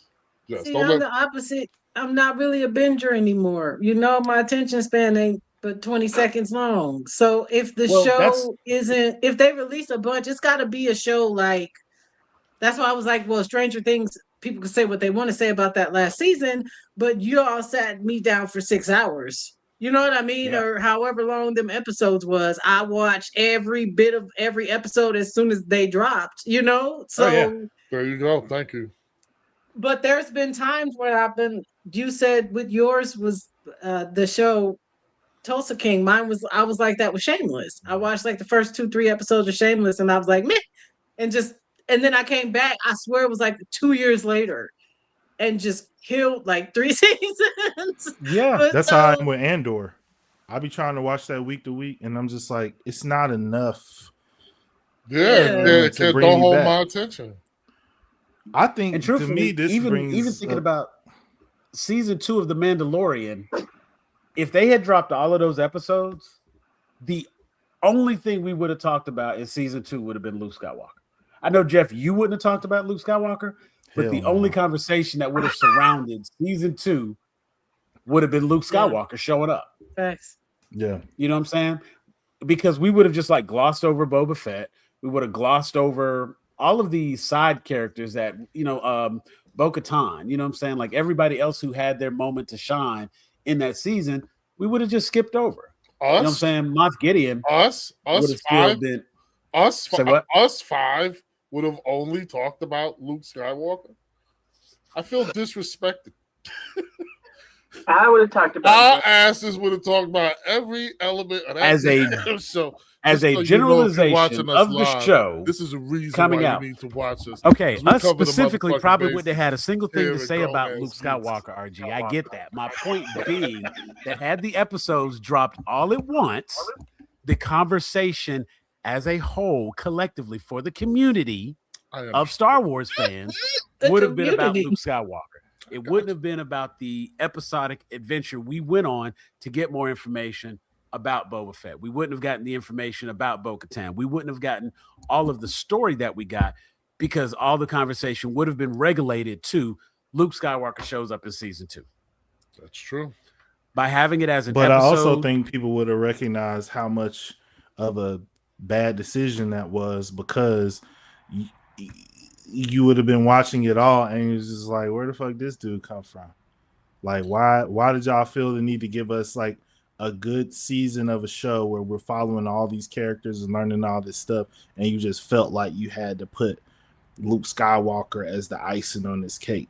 So I agree though. I mean, the conversation would have been dominated by that, and we would not have had the other conversations because that week that episode came out, the Luke Skywalker conversation did like kind of dominate the whole like geekosphere. I think personally one of the issues is we need to bring back mini series like Roots and the Jackson 5 and the Temptations, where it's like, bruh, the new edition story. I feel like Marvel could do. To me, that's what Wonder Man felt like, and that's why I kind of like binging it because I kind of treated it like just like a mini series where it's like three, and 3. You know what I mean? Like, Yeah. And I think if we move like that, I think that's like a more fascinating way to like tell a quick story where you ain't got to make 12 hours of television or 20 hours. Like if we ain't got that much story to tell, like let's not play ourselves and pretend like this is a season of TV. Like it's an 8 30-minute episode. It's not no season. This maybe in England that's a season of TV, but in America that ain't no season of TV. So even in England, it might be. Isn't that what is that? That's a season. That's a season. That's an EP. They dropped the EP. Is it 16 episodes or is it like 30 now episodes? It's 13. And it's 13 for like a half a season, and if you got like a full like year run, usually it's 22 episodes. 22. Okay. So yeah, no, it's not. Not at It's all. not 18? Not even half a season. It was 22. All right. Yeah, like if you watch like all the old shows that's on Netflix, is really determined it's all by the 22. medium. 22. Yeah. Because, like, if you have direct to streaming, those seasons they can be 6 or 8 or whatever they say it is. Yeah. And then, Well, yeah, now it is, but I'm saying like originally because you actually had programming, like the channels had weeks of programming that they had to like guarantee and feel for. And so you like have syndicated you television and such. well, not even like time just before broadcast. before it goes syndicated. You have 13 weeks in the fall, and then you have like Christmas specials and all that stuff where everybody goes away, and then you have like your 10, 12 weeks like in the spring, and then you got summer reruns. Like that's how like all the because that's how the cycle runs. The studios are structured to film things. So and that's how the advertisers are structured to buy advertising time on the networks. So every network depends on like your network, whereas like you have your prime time your prime time slot where it's like 8 to 11. So you got 3 hours of evening television that you have to like program for this many numbers a week, so you can go to your advertisers and be like, hey, Crest, we need this much advertising money. Here's where we can put all your commercials, and these are the shows that are going to be on in those slots, and if the ratings are good for those shows, you can charge more. Streaming, and that's also like a contractual thing with like the actors CBAs. After a certain amount of episodes, it goes to a syndication. 100 episodes generally leads to syndication, which generally is around 5 seasons of a show.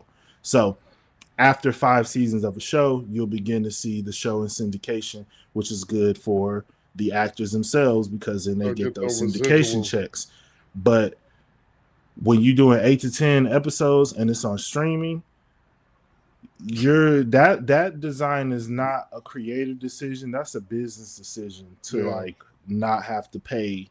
That's a single certain payout. Scales. It's not have to worry about syndicate. Like you ain't never gonna get to syndication. You gotta do 10 seasons of Stranger Things to get to syndication. And you got 40 episodes total. You kid 57 years old. They running from Vecna on a rascal scooter. They didn't have to recast characters. He's dealing with the grandkids. Have y'all seen the illustrated trailer for Stranger Things? I have not. I saw.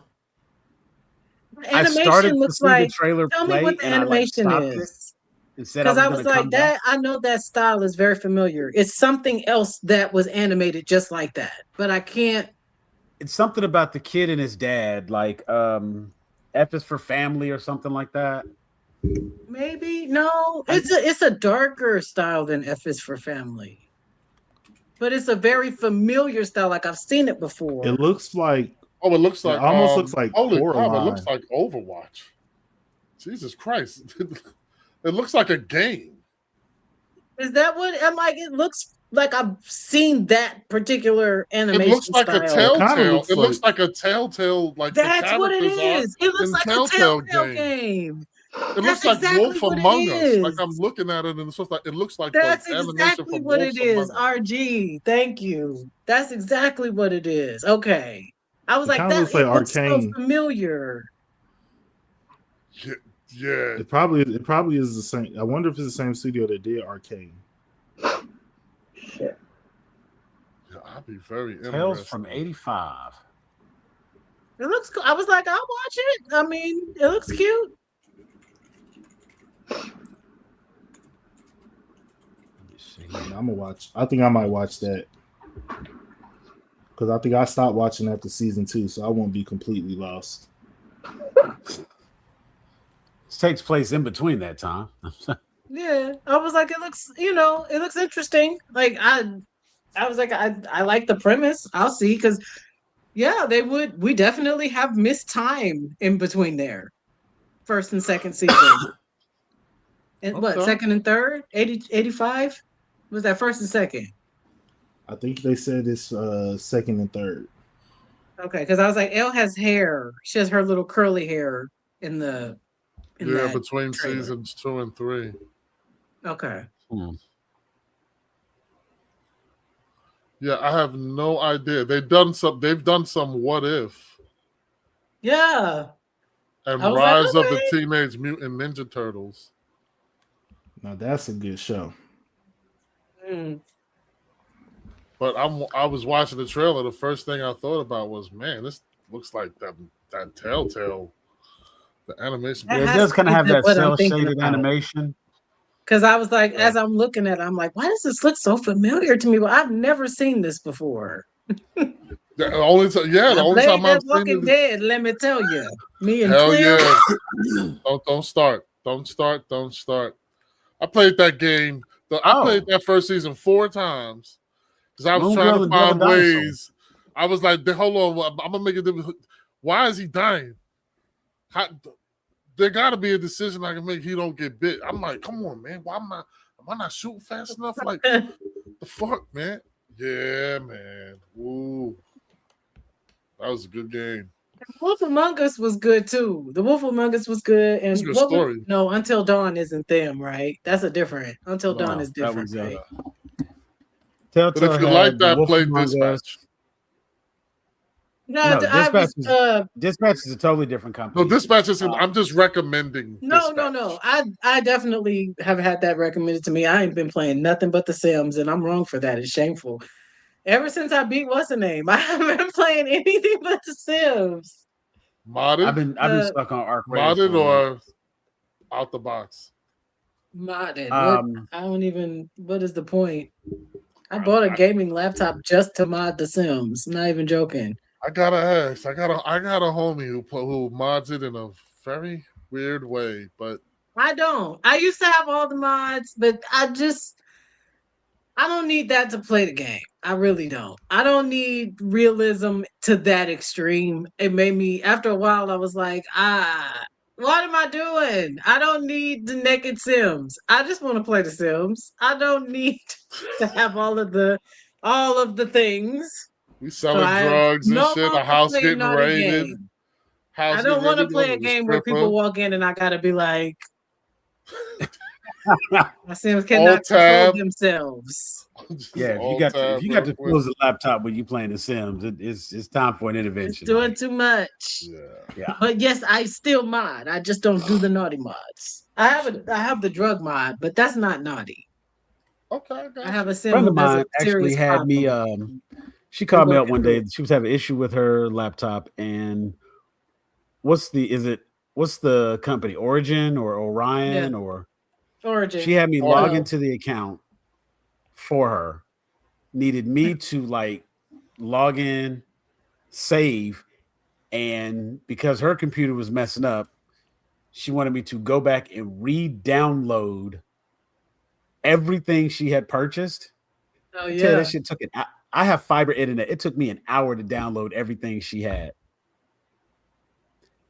I'm talking like, I literally think I genuinely believe she had like every available expansion for this game. Yeah. Well, yeah. I thought you meant mods. Of course, you have to have every expansion. No, my homie. What are you playing for? My homie playing Skyrim over, and it stalled about. He said it was 800 gigs of mods that he was installing in Skyrim. His next run of Skyrim. I had to download all of the stuff all of the mods and stuff that she was needing me to get. Yeah. But in order to do that, I first had to download every expansion she owned. Oh, nice. And it was like, with my fiber internet, it literally took an hour to download all of the stuff. It's a lot and of that gigs, was man. Just from the Origin website. I hadn't started on the other stuff. It's a lot of gigs, man. Crazy. It's a lot of gigs. So much. She brought me she replaced and bought me a 1 terabyte external. Nice. That's light. That's nice. I filled up. I had almost filled up the 1 terabyte that I had to get everything for. And I play Ark Survival and Destiny, and I have 2 terabytes, and I can only store 5 games at once because every game I play is gigantic and wants to be on Unreal Engine. Yeah. Yeah, I'm Steam's honestly, terrible. I think that's why I switch back and forth between my Xbox and my PlayStation. Because it's just game of problems, man. It's just game of problems. It's just game of problems. Shoot, I haven't even finished Hogwarts, and I'm wrong for that. Joanne just been pissing me off, and I don't want to. It's just been pissing me off. My daughter That's is valid. nice at Hogwarts, man. I really need to because it's so fun. I will eventually get around to that. What I need to do is I need to get back onto more of like I need to get current on all of my animes because I'm a little behind the last couple weeks. It's been crazy. Yeah, you Daughter just missed had a out Hell's birthday. Paradise. You're missing So- Hell's Paradise, and whew. Yeah, I got to catch up on all of them. I didn't watch Did you watch any anime Jujutsu last Kaisen? week. JJK? Did you watch JJK? I didn't watch anything last week. I'm sorry, everyone. I'm sorry. Yeah, I know last this week is- was all preparation for the I'm like, 25th what birthday. the fuck are these and boys talking about? No, I was stuck in that, but It's all right. we passed the birthday finally, and you know, baby girl got to celebrate, and we had a good time. So I can get back to enjoying life. But all you fine folks out there, you can get back to enjoying this wonderful content. Click that QR code right there. Right there with Teresa. Teresa, you are in the hot seat tonight. You got the The keep other going, one. keep going. It's the Other other side. one. It's that's right. I'm on mine. Trust me when I No, say but that you're not. It's the other side. There you go. Literally, That's yes. it. there you go, right there, right there. There's Now- nothing That's it. there. I know. It's the opposite. I don't know. That's what messes me up every time. It flips Just you. trust me when I tell you. That's where it's at. I wouldn't tell you wrong. But folks, do us a favor. Click that QR code. Find us everywhere you can find GrownAGeeks. All social media. We have a Facebook group. Make sure you like and subscribe. Share the YouTube channel. Let your friends know we're here so they can come hang out with us as well. We'd love to have them as part of the conversation. We've had a great time tonight having a little bit of early Black History Month. I think we definitely got some of that in here. Got to talk about some Oscar We talked winners, about some some other black good stuff. shit. We always talk about the black shit in here. Okay, that's never gonna not happen. I Um, can say that. You can't say that. So 4 hours. We thank you for watching. Just we give you a break and get you out of here. We thank you for watching. Stay tuned. Join us next week.